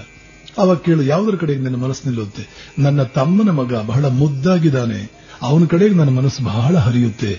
ನನ್ನ ತಮ್ಮನ ಮಗ ಮುದ್ದಾಗಿದ್ದಾನೆ, ಸಣ್ಣವನು, ಅವನ್ ಕಂಡ್ರೆ ನನ್ನ ಪ್ರಾಣವೇ ಅವನಲ್ಲಿದೆ. ಹಾಗಾದ್ರೆ ಅವನನ್ನೇ ನೀನು ಬಾಲಕೃಷ್ಣ ಅಂತ ಭಾವಿಸಿಕೊಂಡು ನಿನ್ನ ಪ್ರೀತಿ ಭಕ್ತಿ ಇದು ಮಗು ಅಲ್ಲ, ಬಾಲಕೃಷ್ಣ ಇವರು ಅಂತ ಭಾವಿಸಿಕೊಂಡು ಅವನಿಗೇನು ಸೇವೆ ಮಾಡ್ತೀವಿ ಅದನ್ನು ಮಾಡು. ಆಶ್ಚರ್ಯವಾಗುತ್ತೆ ನಿಮಗೆ. 6 ತಿಂಗಳಲ್ಲಿ ಆ ಮಹಿಳೆಗೆ ಭಕ್ತಿಯೋಗದಲ್ಲಿ ಉನ್ನತವಾದಂತಹ ಒಂದು ಸ್ಥಿತಿ, ಭಾವ ಸಮಾಧಿ ಅಂತ ಕರಿತೀವಿ. ಆ ಭಾವ ಸಮಾಧಿ 6 ತಿಂಗಳಲ್ಲಿ ಅವಳಿಗೆ ಸಾಧಿಸಲ್ಪಡುತ್ತೆ. ಯಾಕೆ? ಶ್ರೇಷ್ಠ ಮಟ್ಟದ ಇಷ್ಟ ದೇವತೆ ಸಿಕ್ಕಿಬಿಟ್ಟಿದೆ ಅವಳಿಗೆ. ಯಾವ ಇಷ್ಟ ದೇವತೆ ನಮ್ಮ 16ನೇ ಮನಸ್ಸನ್ನು ತನ್ನ ಕಡೆಗೆ ಆಕರ್ಷಿಸುವಂತ ಇಷ್ಟ ದೇವತೆ ನಮ್ಮದು ಯಾವುದು ಕಂಡುಕೋಬೇಕು. ನಾವು ಇರ್ತಕ್ಕಂಥವನು ಒಬ್ಬನೇ ಪರಮಾತ್ಮ. ಅವನಿಗೆ 33 ಕೋಟಿ ರೂಪಗಳು, 33 ಕೋಟಿ ದೇವತೆಗಳಿದ್ದಾರೆ ಅಂತ ನಮ್ಮ ದೇಶದಲ್ಲಿ ಪುರಾಣಗಳಲ್ಲಿ ಹೇಳ್ತಾರೆ. 33 ಕೋಟಿ ದೇವತೆಗಳು ಅಂತ ಹೇಳಿದ್ದು ನಮ್ಮ ದೇಶದ ಜನಸಂಖ್ಯೆ 33 ಕೋಟಿ ಇದ್ದಾಗ. ಇವತ್ತು ಎಷ್ಟು ದೇವತೆಗಳಿದ್ದಾರೆ? 108 ಕೋಟಿ 109 ಕೋಟಿ ಇದ್ದಾರೆ. ಯಾಕೆ ಅಷ್ಟು ಜನ ಇದ್ದೇವೆ? ನಮ್ಮ ಭಾವನೆಗೆ, ನಮ್ಮ ರುಚಿಗೆ ತಕ್ಕಂತೆ ಪರಮಾತ್ಮ ತನ್ನ ರೂಪವನ್ನು ಬದಲಾವಣೆ ಮಾಡಬಲ್ಲ. ಆ ರುಚಿಗೆ ತಕ್ಕಂತೆ ಅವನಿಗೆ ತನ್ನದು ಅಂತ ಯಾವುದೂ ಇಲ್ಲ. ಅವನು ನಿರ್ಗುಣ ನಿರಾಕಾರ. ನೀರಿಗೆ ತನ್ನದೇ ಆದಂತಹ ಒಂದು ವಾಲ್ಯೂಮ್, ತನ್ನದೇ ಶೇಪ್, ತನ್ನದೇ ಆದಂತಹ ಒಂದು ಆಕಾರ ಇಲ್ಲ. ಯಾವ ಪಾತ್ರೆಯಲ್ಲಿ ನೀರನ್ನು ಹಾಕ್ತೀವೋ ಆ ಪಾತ್ರೆಯ ಆಕಾರವನ್ನು ಪಡ್ಕೊಳ್ಳುತ್ತೆ. ಹಾಗೆ ನಮ್ಮ ಇಷ್ಟ ದೇವತೆ ಯಾವುದಿದೆಯೋ ಅದರ ರೂಪವನ್ನ ಪರಮಾತ್ಮನನ್ನು ಪಡ್ಕೊಳ್ತಾನೆ. ನಮ್ಮ ಮನಸ್ಸಿನ ಭಾವನೆ ಹೇಗಿದೆ ಅದಕ್ಕೆ ತಕ್ಕಂತೆ ರೂಪ ಪಡ್ಕೊಳ್ತಾನೆ ಹೊರತು ಅವನಿಗೆ ತನ್ನದೇ ಆದ ರೂಪ ಅನ್ನುವಂತಹದ್ದಿಲ್ಲ. ನಮ್ಮ ಮನಸ್ಸಿನ ಭಾವನೆಗೆ ಹಿಡಿಸುವ ರೂಪ ಯಾವುದೋ ಒಂದು ಇದೆಯಲ್ಲ, ಅದನ್ನು ನಾವು ಪರಮಾತ್ಮನ ಆ ರೂಪದಲ್ಲಿ ತಗೊಂಡ್ರೆ ಸಹಜವಾಗಿಯೇ ಮನಸ್ಸು ಆಕರ್ಷಿಸಲ್ಪಡುತ್ತೆ. ಜೊತೆಗೆ ಅವನ ಮಹಿಮೆಯಿಂದ ನಾವು ಸಂಪೂರ್ಣವಾಗಿ ಆಕರ್ಷಿಸಲ್ಪಟ್ಟಿರಬೇಕು. ನಾವು ಸೋತಿರಬೇಕು. ನಮ್ಮ ಮನಸ್ಸು ಅವನಿಗೆ ಶರಣಾಗತನಾಗಿರಬೇಕು. ಎಷ್ಟು ಅದ್ಭುತ ನೀನು ಪರಮಾತ್ಮ, ಏನು ಅದ್ಭುತ ನೀನು ಅಂತ ಅವನ ಹೆಸರು ತಗೊಂಡ್ರೆ ನಮ್ಮ ಮನಸ್ಸು ಕ್ಷಣಕ್ಕೆ ಸ್ತಂಭೀಭೂತವಾಗಿ ಆ ಮಟ್ಟಕ್ಕೆ ಅವನ ಮಹಿಮೆಯನ್ನು ನಾವು ತಿಳಿದಿರಬೇಕು. ಅವನ ಕಡೆಗೆ ಮನಸ್ಸು ಎಳಿಬೇಕು. ಬೇರೆ ಎಲ್ಲದರಿಂದ ಕಟ್ ಮಾಡ್ತಾ ಬರಬೇಕು. ಅರ್ಜುನ ಈ ಪ್ರಶ್ನೆಯನ್ನು ಕೃಷ್ಣನ ಕೇಳ್ತಾನೆ. ಚಂಚಲಂ ಹಿ ಮನಃ ಕೃಷ್ಣ, ಮನಸ್ಸು ಬಹಳ ಚಂಚಲವಲ್ಲ ಕೃಷ್ಣ, ಏನು ಮಾಡುದು? ಪ್ರಮಾಥಿ ಬಲವದೃಢಂ. ಎಷ್ಟು ಕಷ್ಟಪಟ್ಟರೂ ಕೂಡ ಒಂದು ವಸ್ತುವಿನ ಮೇಲೆ ನಿಲ್ಲಿಸೋದಕ್ಕೂ ವಾಯೋರಿವ ಸುದುಷ್ಕರಂ. ಗಾಳಿಯನ್ನು ಹೇಗೆ ಒಂದು ಕಡೆಗೆ ನಿಲ್ಲಿಸೋದಕ್ಕೆ ಅಸಾಧ್ಯವೋ ಹಾಗೆ ಮನಸ್ಸನ್ನು ಒಂದು ಕಡೆಗೆ ನಿಲ್ಲಿಸೋದಕ್ಕೆ ಅಸಾಧ್ಯವಾಗ್ತಾ ಇದೆಯಲ್ಲ. ಕೃಷ್ಣ ಇದಕ್ಕೆ ಉತ್ತರ ಕೊಡ್ತಾನೆ. ಅಸಂಶಯಂ ಮಹಾಬಾಹೋ ಮನೋ ದುರ್ನಿಗ್ರಹಂ ಚಲಂ. ಅದಕ್ಕೆ ಸಂಶಯವೇ ಇಲ್ಲ ಅರ್ಜುನ. ಮಹಾಬಾಹೋ ಅಂದ್ರೆ ಇಲ್ಲಿ ಭಗವದ್ಗೀತೆಯಲ್ಲಿ ಬರುವ ಒಂದೊಂದು ಪದವನ್ನು ನಾವು ಗಮನಿಸಬೇಕು. ಜಗತ್ತನ್ನೇ ಗೆದ್ದಂತ ಮಹಾಶೂರನೇ, ಈ ಮನಸ್ಸನ್ನು ನಿಲ್ಲಿಸೋದರಲ್ಲಿ ನೀನು ಎಷ್ಟು ಮಟ್ಟಿಗೆ ಫೇಲ್ ಆಗ್ತಾ ಇದೆಯಪ್ಪ ಅಂತ ಸೂಚ್ಯ. ಜಗತ್ತನ್ನು ಗೆದ್ದ ಮಹಾವೀರನೇ, ಹೌದು ಮನಸ್ಸನ್ನು ಗೆಲ್ಲುವುದು ಬಹಳ ಕಷ್ಟ. ಅಂದ್ರೆ 3 ಲೋಕಗಳನ್ನು ಗೆದ್ದ ಮಹಾವೀರನೇ ಮನಸ್ಸನ್ನು ಗೆಲ್ಲುವುದಕ್ಕೆ ಕಷ್ಟ. ಹೌದಪ್ಪ, ಅಂದ್ರೆ ಮನಸ್ಸನ್ನು ಗೆಲ್ಲುವುದು ಎಷ್ಟು ಕಷ್ಟ. ಮನಸ್ಸನ್ನು ಗೆದ್ದವನಿಗಿಂತಲೂ ದೊಡ್ಡ ಧೀರ ಯಾರು? ಬುದ್ಧ ಹೇಳ್ತಾನೆ, 1000 ಜನ ಇಂದ್ರರನ್ನು ಗೆಲ್ಲಬಹುದು, ಇಂದ್ರಿಯಗಳನ್ನು ಗೆಲ್ಲಿ ನೋಡೋಣ. ಬುದ್ಧ ಹೇಳ್ತಾನೆ. 1000 ಇಂದ್ರಗಳನ್ನು ಗೆಲ್ತೀರಿ, ಇಂದ್ರಿಯಗಳನ್ನು ಗೆಲ್ಲಿ. ಹಾಗಾದ್ರೆ ಇಂದ್ರಿಯಗಳನ್ನು ಗೆದ್ದವನು ಹೇಗಿರಬೇಕು? ಆದ್ದರಿಂದಲೇ ನಮ್ಮ ದೇಶ, ನಮ್ಮ ಸಂಸ್ಕೃತಿ ಇಂದ್ರಿಯಗಳನ್ನು ಗೆದ್ದವನಿಗೆ, ಇಂದ್ರಿಯಗಳನ್ನು ಗೆಲ್ಲುವುದಕ್ಕೆ ಹೊರಟವನಿಗೆ ರಾಜನೂ ಕೂಡ ಸಾಷ್ಟಾಂಗ ಪ್ರಣಾಮ ಮಾಡೋದು. ಯಾಕೆ? ಅವನು ಏನೋ ಅದ್ಭುತವನ್ನ, ಮೌಂಟ್ ಎವರೆಸ್ಟ್ ಹತ್ತಿದವನು ಒಂದೇ, ಹಾಗೇನೆ ಒಂದು ಸಣ್ಣ ಗುಡ್ಡ ಹತ್ತಿದವನು ಒಂದೇ ಅಂದ್ರೆ ದಡ್ಡತನ ಅದು. ಅವನ ಮಹಿಮೆಯನ್ನು ನಾವು, ಯಾವುದೇ ವ್ಯಕ್ತಿಯ ಮಹಿಮೆಯನ್ನ ಗುರುತಿಸುವ ಸಾಮರ್ಥ್ಯ ನಮ್ಮಲ್ಲಿರಬೇಕು. ಇಲ್ಲದೆ ಹೋದರೆ ಪ್ರಪಂಚದಲ್ಲಿ ಆಗುವುದಿಲ್ಲ. ಅಸಂಶಯಂ ಮಹಾಬಾಹೋ, ಇದನ್ನೇ ಶಂಕರಾಚಾರ್ಯರು ಕೂಡ ಹೇಳ್ತಾರೆ. ಜಿತಂ ಜಗತ್ಕೇನ. ಶಂಕರರು ತಮ್ಮ ಒಂದು ಕಡೆ ಹೇಳ್ತಾ ಒಂದು ಪ್ರಶ್ನೆ ಹಾಕ್ತಾರೆ, ಜಗತ್ತನ್ನು ಗೆದ್ದವರು ಯಾರು? ಅವರೇ ಪ್ರಶ್ನೆ ಹಾಕಿ ಅವರೇ ಉತ್ತರ ಕೊಡ್ತಾರೆ. ಜಿತಂ ಜಗತ್ಕೇನ, ಜಗತ್ತನ್ನು ಗೆದ್ದವರು ಯಾರು?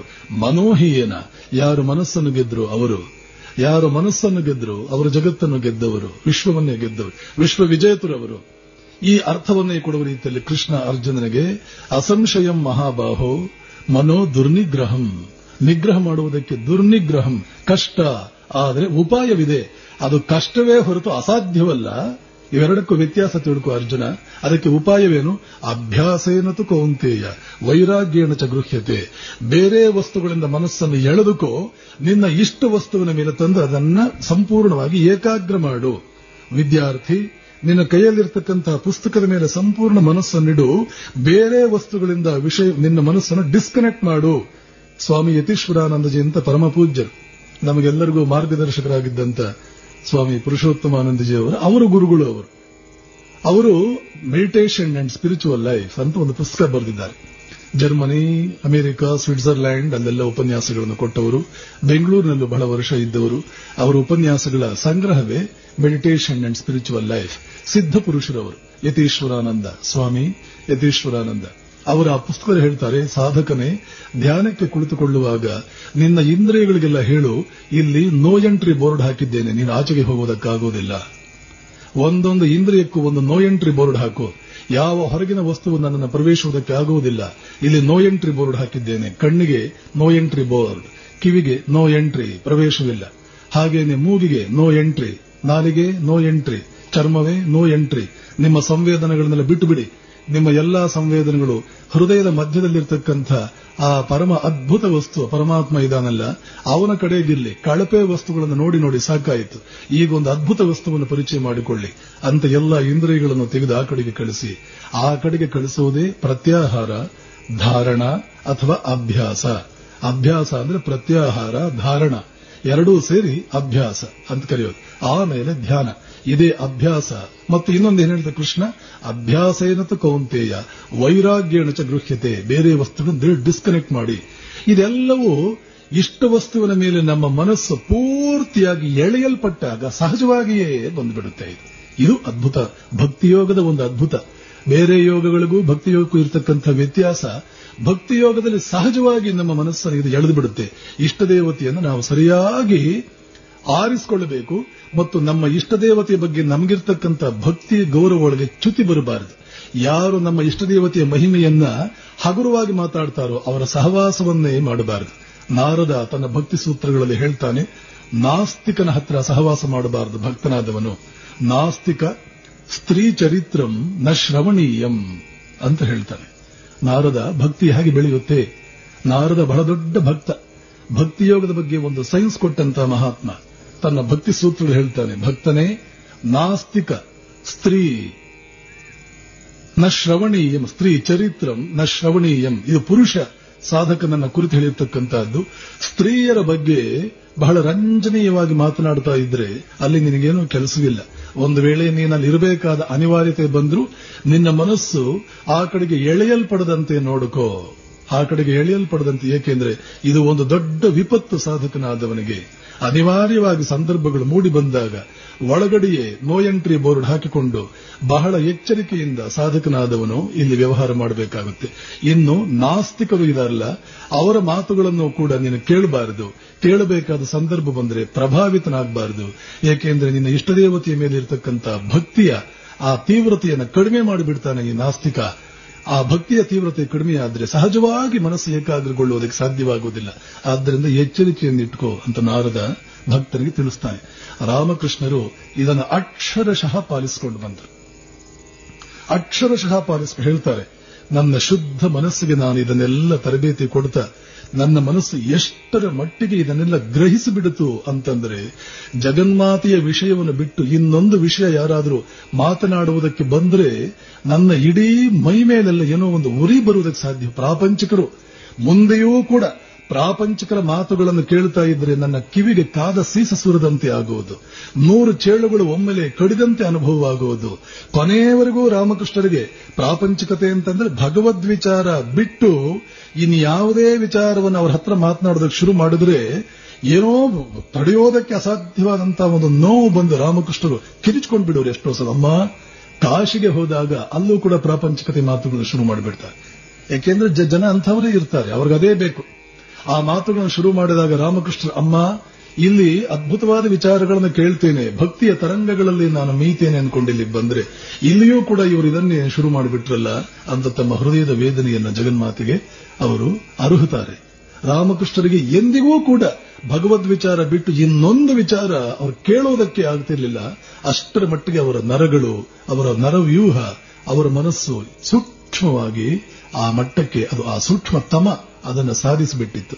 ಹೀಗೆ ರಾಮಕೃಷ್ಣರ ಸಾಧನಾ ಕಾಲದಲ್ಲಿ ಬೆಳಗ್ಗೆಯಿಂದ ಸಾಯಂಕಾಲದವರೆಗೆ ಇಲ್ಲ ಜಗನ್ಮಾತೆಗೆ ಹೂವು ಪೋಡಿಸುವುದು, ಹಾಡುವುದು, ಪೂಜೆಗೆ ಕುಳಿತರೆ ಇಡೀ ದೇವಸ್ಥಾನವೇ ಈ ತರಂಗ. ಇಷ್ಟೆಲ್ಲಾ ಮನಸ್ಸನ್ನು ಸಜ್ಜು ಮಾಡಿಕೊಂಡು ಇವತ್ತು ನಾನು ಜಗನ್ಮಾತೆಯನ್ನು ಪಡೆಯುತ್ತೇನೆ. ಸಾಯಂಕಾಲ ಸೂರ್ಯಾಸ್ತಮಾನ ಆದಾಗ ರಾಮಕೃಷ್ಣರು ತಮ್ಮ ಶರೀರವನ್ನು, ತಮ್ಮ ತಲೆಯನ್ನ ನೆಲಕ್ಕೆ ಉಜ್ಜುತ್ತಾ ಸೂರ್ಯ ಮುಳುಗ್ತಾ ಇರತಕ್ಕಂತಹ ಸೂರ್ಯನನ್ನು ನೋಡಿ ಆರ್ತರಾಗಿ, ಎಷ್ಟೋ ವರ್ಷಗಳಿಂದ ಮಕ್ಕಳಿರದೆ ಆಗತಾನೆ ಒಂದು ಮಗುವನ್ನು ಪಡೆದುಕೊಂಡ್ರೆ ತಾಯಿ ಒಂದು ಮಗುವನ್ನು ಪಡ್ಕೊಂಡಿದ್ದಾಳೆ ಮತ್ತು ಆ ಮಗು ಹೋಗ್ಬಿಟ್ಟಿದೆ ಅಂತ ಇಟ್ಕೊಳ್ಳಿ. ಎಷ್ಟೋ ವರ್ಷಗಳಿಂದ ಮಕ್ಕಳಿಲ್ಲ, ಏನೋ ಒಂದು ಮಗು ಆಯಿತು. ಆ ಮಗು ಏನಾದ್ರೂ ಇದ್ದಕ್ಕಿದ್ದ ಹಾಗೆ ತೀರ್ಕೊಂಡ್ರೆ ಆ ತಾಯಿಯ ಪ್ರಲಾಪವನ್ನ ಯಾರು ನೋಡಬಲ್ಲರು, ಯಾರಿಗೆ ಅರ್ಥವಾಗುತ್ತೆ ಅವಳ ಹೃದಯ ದಾವಾನಲ. ಹೀಗೆ ರಾಮಕೃಷ್ಣರು, ಅಮ್ಮ ಇನ್ನೂ ನೀ ನನಗೆ ಸಿಗದೆ ಹೋದೆ, ನನ್ನ ಜನ್ಮ ವ್ಯರ್ಥವಾಯಿತು, ಇನ್ನೂ ಒಂದು ದಿನ ಕಳೆದು ಹೋಯಿತು ನನ್ನ ಜೀವನದಲ್ಲಿ, ಯಾಕೆಂದ್ರೆ ಸೂರ್ಯಾಸ್ತಮಾನ ಆಗ್ತಾ ಇದೆ, ಒಂದು ಜೀವನ ವ್ಯರ್ಥವಾಗಿ ಹೋಯಿತು, ಒಂದು ದಿನ ವ್ಯರ್ಥವಾಗಿ ಹೋಯಿತು, ಇನ್ನೂ ನಿನ್ನ ಕೃಪೆ ಆಗ್ಲಿಲ್ಲಮ್ಮ, ನಾನೊಬ್ಬ ಸಾಮಾನ್ಯನಲ್ಲವೇ ಎಷ್ಟಾದರೂ ಕೂಡ, ನನಗೆ ನೀನಾದರೂ ಯಾಕೆ ನನಗೆ ದರ್ಶನ ಕೊಡಬೇಕು, ಅಂತ ದೊಡ್ಡ ಮಹಿಮೆ ನನ್ನಲ್ಲಾದರೂ ಏನಿದೆ ಅಂತ ಎಷ್ಟು ತೀವ್ರವಾಗಿ ತಮ್ಮ ಹೃದಯದ ವೇದನೆಯನ್ನ ಅರುಹಿ ಅಳುತ್ತಾ ಅಮ್ಮ ಅಂತ ಕೂಗ್ತಾ ಇದ್ರು ಅಂತಂದ್ರೆ ದಾರಿಯಲ್ಲಿ ಜನ ಹೋಗ್ತಾ ಇದ್ದ ಪರಿವೆಯೇ ಇಲ್ಲ, ಅದಂತ ಗಮನವೇ ಇಲ್ಲ. ಜನ ಅನ್ಕೊಳ್ಳೋರು ಪಾಪ ಇವನ್ ತಾಯಿ ತೀರ್ಕೊಂಡಿದ್ದಾಳೆ ಅಂತ ಕಾಣುತ್ತೆ, ತಾಯಿ ನೆನೆಸ್ಕೊಂಡು ಅಳ್ತಾ ಇದ್ದಾನೆ ಅಂತಂದವ್ರು. ಇಷ್ಟು ತೀವ್ರ ವೇದನೆಯಲ್ಲಿ 4 ವರ್ಷ ಕಳೆದದ್ದು ಹೇಗೆ ಹೋಯಿತು ಗೊತ್ತಾಗ್ಲಿಲ್ಲ. ಇಷ್ಟೆಲ್ಲ ಆದರೂ ಕೂಡ ಭಗವಂತನ ಸಾಕ್ಷಾತ್ಕಾರ ನನಗಾಗ್ಲಿಲ್ಲ ಅಂದ್ರೆ ಬದುಕಿ ಏನು ಪ್ರಯೋಜನ? ಯಾವುದೇ ಮನುಷ್ಯ ಜೀವನದಲ್ಲಿ ಬಹಳ ಆಸೆ ಪಟ್ಟಿದ್ದು ಸಿಗದೆ ಹೋದ್ರೆ ಇನ್ನು ಬದುಕಿ ಏನು ಪ್ರಯೋಜನ? ಈ ಆತ್ಮಹತ್ಯೆಗಳು ಅಂತ ಮಾಡ್ಕೊಳ್ತಾರಲ್ಲ, ಅದರಲ್ಲಿ 99% ಇದೇನೇ ಕಾರಣ. ಏನೋ ಅಂದ್ಕೊಂಡಿದ್ದೆ ಆದರೆ ಅದು ಹಾಗಿಲ್ಲ, ಏನೋ ಅಂದ್ಕೊಂಡಿದ್ದೆ ಅದು ಹಾಗಿಲ್ಲ. ಆದ್ರೆ ಸಿಕ್ಕಿದ್ದೆಲ್ಲ ಅಂದ್ಕೊಳ್ಬಾರದು. ಈ ವಸ್ತು, ಈ ವ್ಯಕ್ತಿ ಒಂದು ನನಗೆ ಸಿಕ್ಕಿಬಿಟ್ರೆ ಎಲ್ಲವೂ ಸಿಕ್ಕಿಬಿಡುತ್ತೆ ಜಗತ್ತಿನಲ್ಲಿ ಎನ್ನುವಂತ ಮೋಸ ಎಷ್ಟು ವಿದ್ಯಾವಂತರನ್ನ ತಿಂತಾ ಇದೆ ಇವತ್ತು.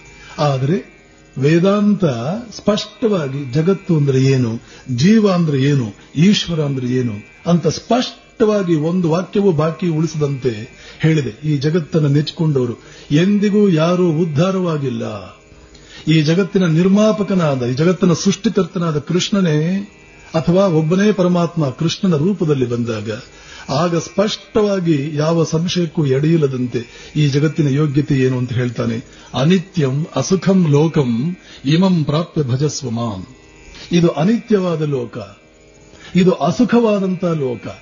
ಯಾರಿಗೆ ಇನ್ನೂ ಬಹಳ ಕೆಳಮಟ್ಟದಲ್ಲಿದ್ದಾರೆ ಆಟಿಕೆ ಸಾಮಾನುಗಳ ಲೋಕ ಇದು ಆಟದ ಸಾಮಾನುಗಳಿಂದ ತುಂಬಿರ್ತಕ್ಕಂತಹ ಲೋಕ. ಆದರೆ ಆಟದ ಸಾಮಾನುಗಳ ವ್ಯವಹಾರದಲ್ಲಿ ಅದ್ಭುತವಾದ ಆನಂದ ಪಡ್ಕೊಳ್ಳೋರು ಇದ್ದಾರೆ. ಯಾರು? ಬಾಲಬುದ್ಧಿಯವರು. ಬಾಲಬುದ್ಧಿಯವರಿಗೆ ಆಟಿಕೆ ಸಾಮಾನುಗಳಿಗಿಂತ ರಂಜನೀಯವಾದ ಪ್ರಪಂಚ ಯಾರೂ ಇಲ್ಲ. ಸ್ವಲ್ಪ ಬುದ್ಧಿ ಬೆಳೆದವರಿಗೆ ಆಟಿಕೆ ಸಾಮಾನುಗಳು ಯಾವ ಆನಂದವನ್ನು ಕೊಡಬಲ್ಲದು? ಹಾಗೆಯೇ ಬಾಲಬುದ್ಧಿಯವರಿದ್ದಾರೆ, ಅವರು ಸಂಪೂರ್ಣವಾಗಿ ಇದರಲ್ಲಿ ತೊಡಗುತ್ತಾರೆ. ಆದರೆ ನಿನಗೆ ಇಲ್ಲೇನು ಕೆಲಸ? ಕೃಷ್ಣ ಹೇಳ್ತಾನೆ, ಅನಿತ್ಯಂ ಅಸುಖಂ ಲೋಕಂ. ಈ ಲೋಕ ಅನಿತ್ಯವಾದ್ದು, ಅಸುಖವಾದ್ದು. ಹೀಗಿದ್ದಾಗ ಇಮಂ ಪ್ರಾಪ್ಯ, ಇಂಥ ಲೋಕದಲ್ಲಿ ಇದ್ದುಕೊಂಡು ನೀನು ಮಾಡಬೇಕಾದ್ದೇನು? ಭಜಸ್ವ ಮಾಂ. ನಿನ್ನ ಗಮನವನ್ನು ನನ್ನ ಕಡೆಗೆ ಕೊಡು, ಭಗವಂತನ ಕಡೆಗೆ ಕೊಡು. ಇದು ಒಂದು ಟ್ರೈನಿಂಗ್ ಕಾಲೇಜ್, ಇದು ಒಂದು ವ್ಯಾಯಾಮ ಶಾಲೆ.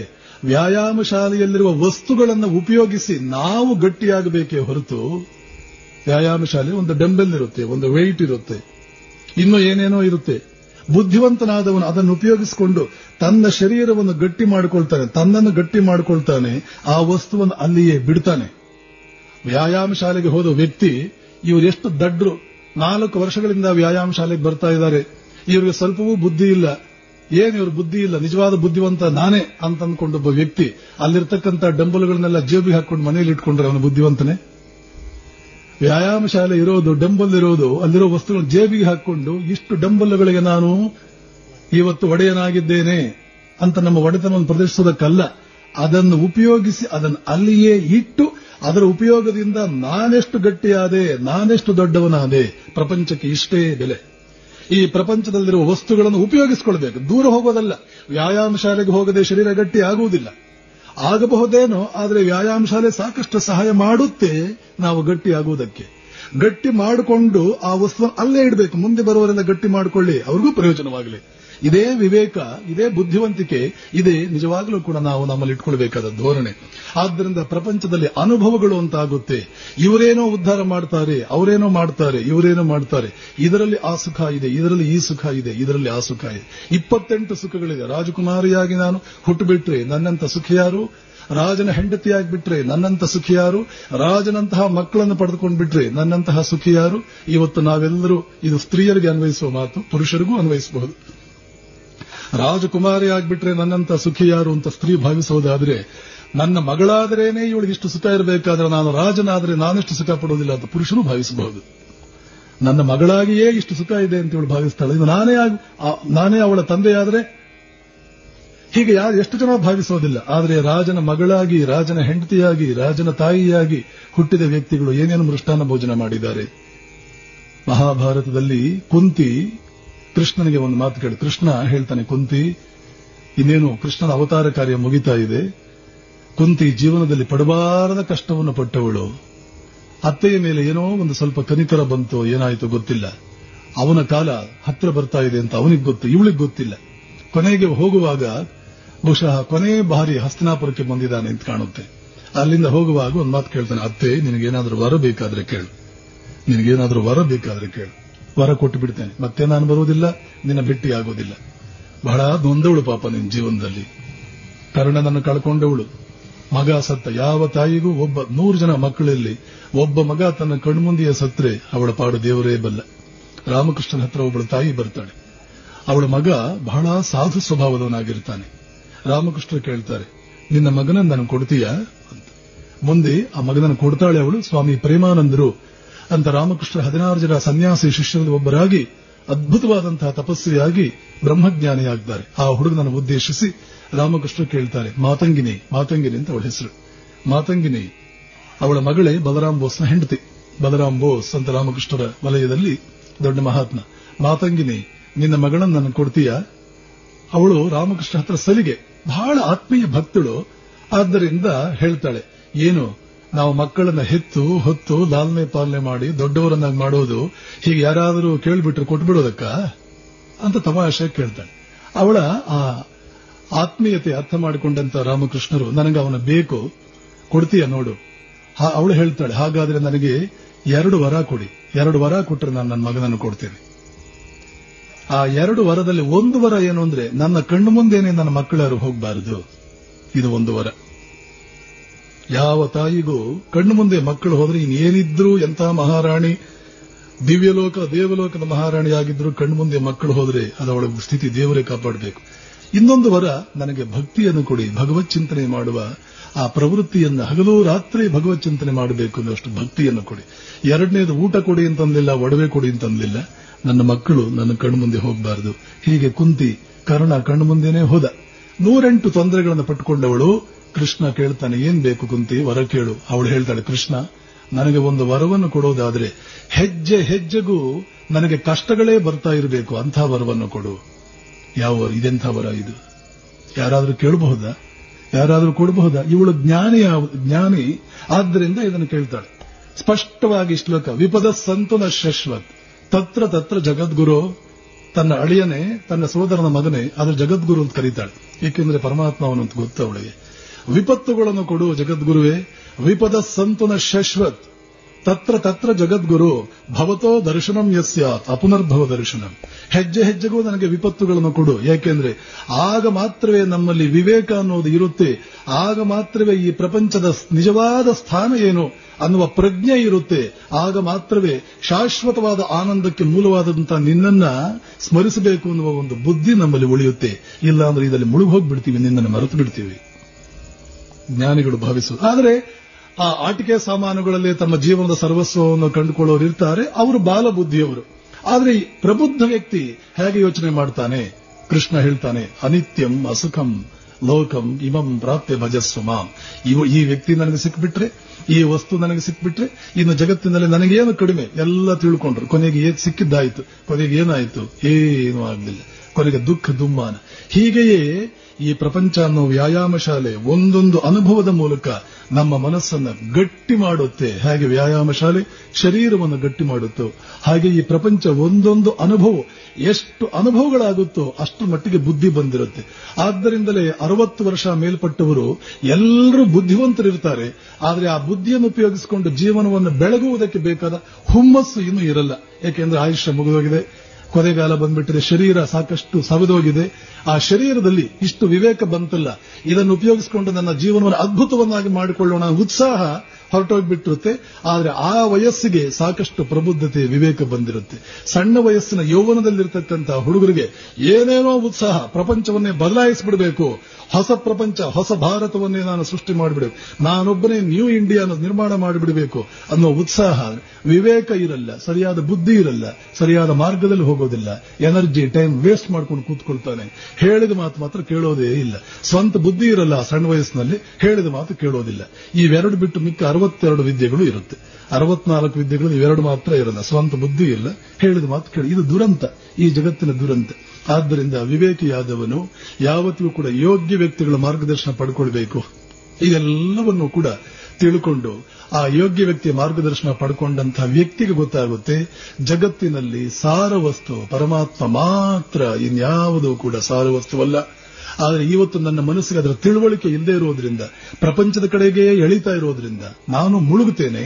ಈ ಪ್ರಪಂಚದ ನಿಜವಾದ ಸ್ವರೂಪ ಏನು, ಇದರ ಸ್ಥಿತಿಗತಿಗಳೇನು ಅಂತ ಅರ್ಥವಾಗಲಿ ಅಂತ ಸ್ವಲ್ಪವಾದರೂ ಪ್ರತಿನಿತ್ಯ ಇಲ್ಲ.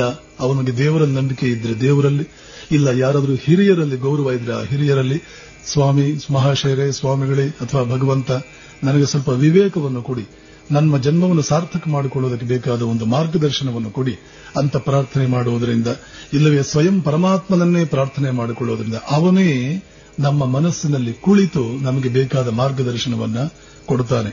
ರಾಮಕೃಷ್ಣರಿಗೆ ಈ ಮೊದಲ 4 ವರ್ಷಗಳ ಕಾಲದಲ್ಲಿ ಯಾವ ಗುರುಗಳೂ ಇಲ್ಲ, ಯಾವ ಮಾರ್ಗದರ್ಶನವೂ ಇಲ್ಲ. ಅಮ್ಮ ನೀನು ನನಗೆ ಬೇಕು ಅಂತ ತೀವ್ರವಾಗಿ ಬೇಕಾದ ವಸ್ತುವಿಗಾಗಿ ಆಸೆ ಪಟ್ಟಿದ್ದೆ ಹೊರತು ಇನ್ನು ಯಾರೂ ಇಲ್ಲ. ಆದರೆ ಕೊನೆಗೆ ಇಷ್ಟೆಲ್ಲಾ ಮಾಡಿದ್ರು ಅಮ್ಮ ಇನ್ನೊಂದು ದಿನ ಕಳೆಯಿತು, ನೀನು ಸಿಗಲಿಲ್ಲ, ರೋಧಿಸಿದ್ದಾಯಿತು, ಮುಖವನ್ನ ಮಣ್ಣಿಗೆ ಹಾಕಿ ಉಜ್ಜಿದ್ದಾಯಿತು, ತನ್ನ ಒಡಲ ಕರುಳನ್ನು ಆಚೆ ತೆಗೆದು ಹಾಕುವಷ್ಟು ಮಟ್ಟಿಗೆ ಅದಕ್ಕಾಗಿ ಹಂಬಲಿಸಿದ್ದಾಯಿತು. ಏನೂ ಆಗಲಿಲ್ಲ. ಅಂದ್ರೆ ಕೊನೆಗೆ ಯೋಚನೆ ಮಾಡಿದ್ರು, ನನಗೆ ಬೇಕಾದ್ದು ಸಿಗಲಿಲ್ಲ. ಯಾವಾಗ ನಮಗೆ ಬೇಕಾದ ವಸ್ತು ಸಿಗೋದಿಲ್ಲವೋ ಹಾಗೆ ಜೀವನದಲ್ಲಿ ಏನೂ ಅರ್ಥವಿಲ್ಲ ಅಂತ ಹೇಗೆ ಸಾಮಾನ್ಯ ಜನ ಭಾವಿಸ್ತಾರೋ ಹಾಗೆ ಕತ್ತಿಗೆ ಕೈ ಹಾಕಿ ತಮ್ಮನ್ನು ತಾವೇ ಕೊಂದುಕೊಂಡ್ಬಿಡಬೇಕು ಅಂತ ಕತ್ತಿಗೆ ಕೈ ಹಾಕಿದರು. ಇದು ಯಾವುದೇ ಮನುಷ್ಯನ ಜೀವನದಲ್ಲಿ ಪ್ರಯತ್ನದಲ್ಲಿ ಕೊನೆಯ ಹಂತ ಯಾವುದದು? ಮರಣ. ಮರಣದವರೆಗೆ ನಮ್ಮ ಪ್ರಯತ್ನಗಳು ನಡೆಯಬೇಕು.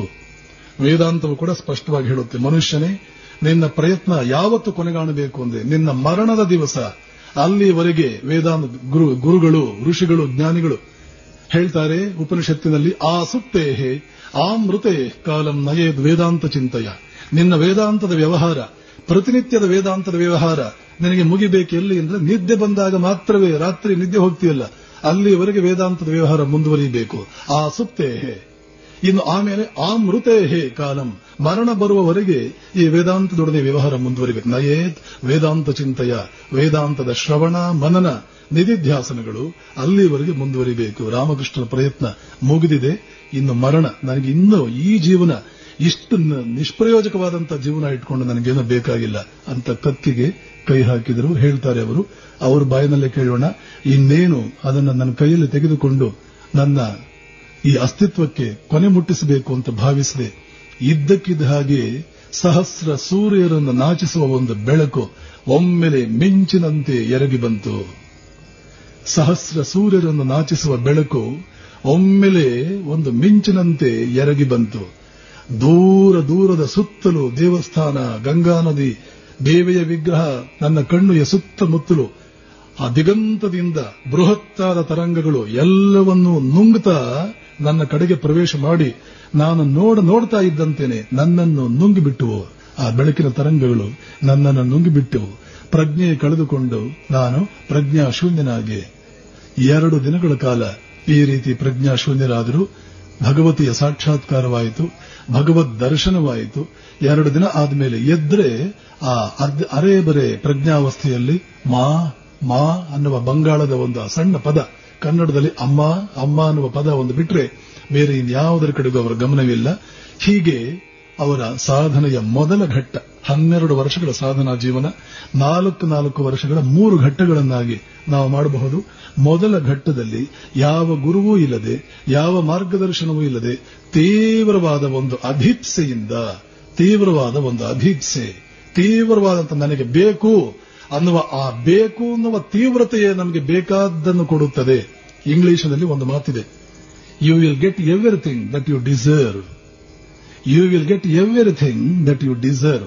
ನಿನ್ನ ಅರ್ಹತೆಗೆ ನಿನಗೆ ಏನು ಸಿಗಬೇಕು ಅದೆಲ್ಲವೂ ಸಿಗುತ್ತದೆ. ಇವತ್ತು ನನಗೆ ಅದು ಸಿಗಲಿಲ್ಲ, ಇದು ಸಿಗಲಿಲ್ಲ ಅಂತ ನಾವು ಕಣ್ಣೀರು ಹಾಕುವ ಅವಶ್ಯಕತೆ ಇಲ್ಲ. ನಮಗೆ ಅರ್ಹತೆ ಇದ್ದರೆ ಸಿಗುತ್ತಿತ್ತು. You will get everything that you deserve. Then how to deserve? ಯಾವುದಾದ್ರೂ ಒಂದು ವಸ್ತು ಬೇಕು ಅಂತಂದ್ರೆ ಅದರ ಅರ್ಹತೆಯನ್ನು ಗಳಿಸಿಕೊಳ್ಳೋದು ಹೇಗೆ? Desire it intensely. ತೀವ್ರವಾಗಿ ಆಸೆ ಪಡು, ಅದೇ ಅರ್ಹತೆ. ರಾಮಕೃಷ್ಣರ ಜೀವನ ಈ ಸೂತ್ರಕ್ಕೆ ಅದ್ಭುತವಾದಂತಹ ಭಾಷ್ಯ ಬರೆದಂತೆ ಇದೆ.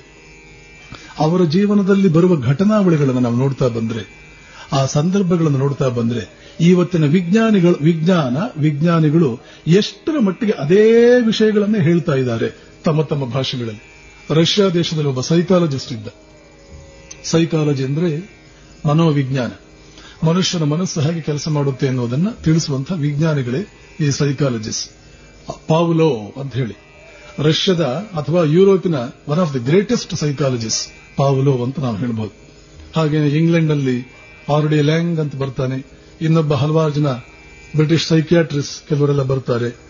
ಅಮೆರಿಕದಲ್ಲಿ ವಿಲಿಯಂ ಜೇಮ್ಸ್ ಅಂತ ಬರ್ತಾನೆ.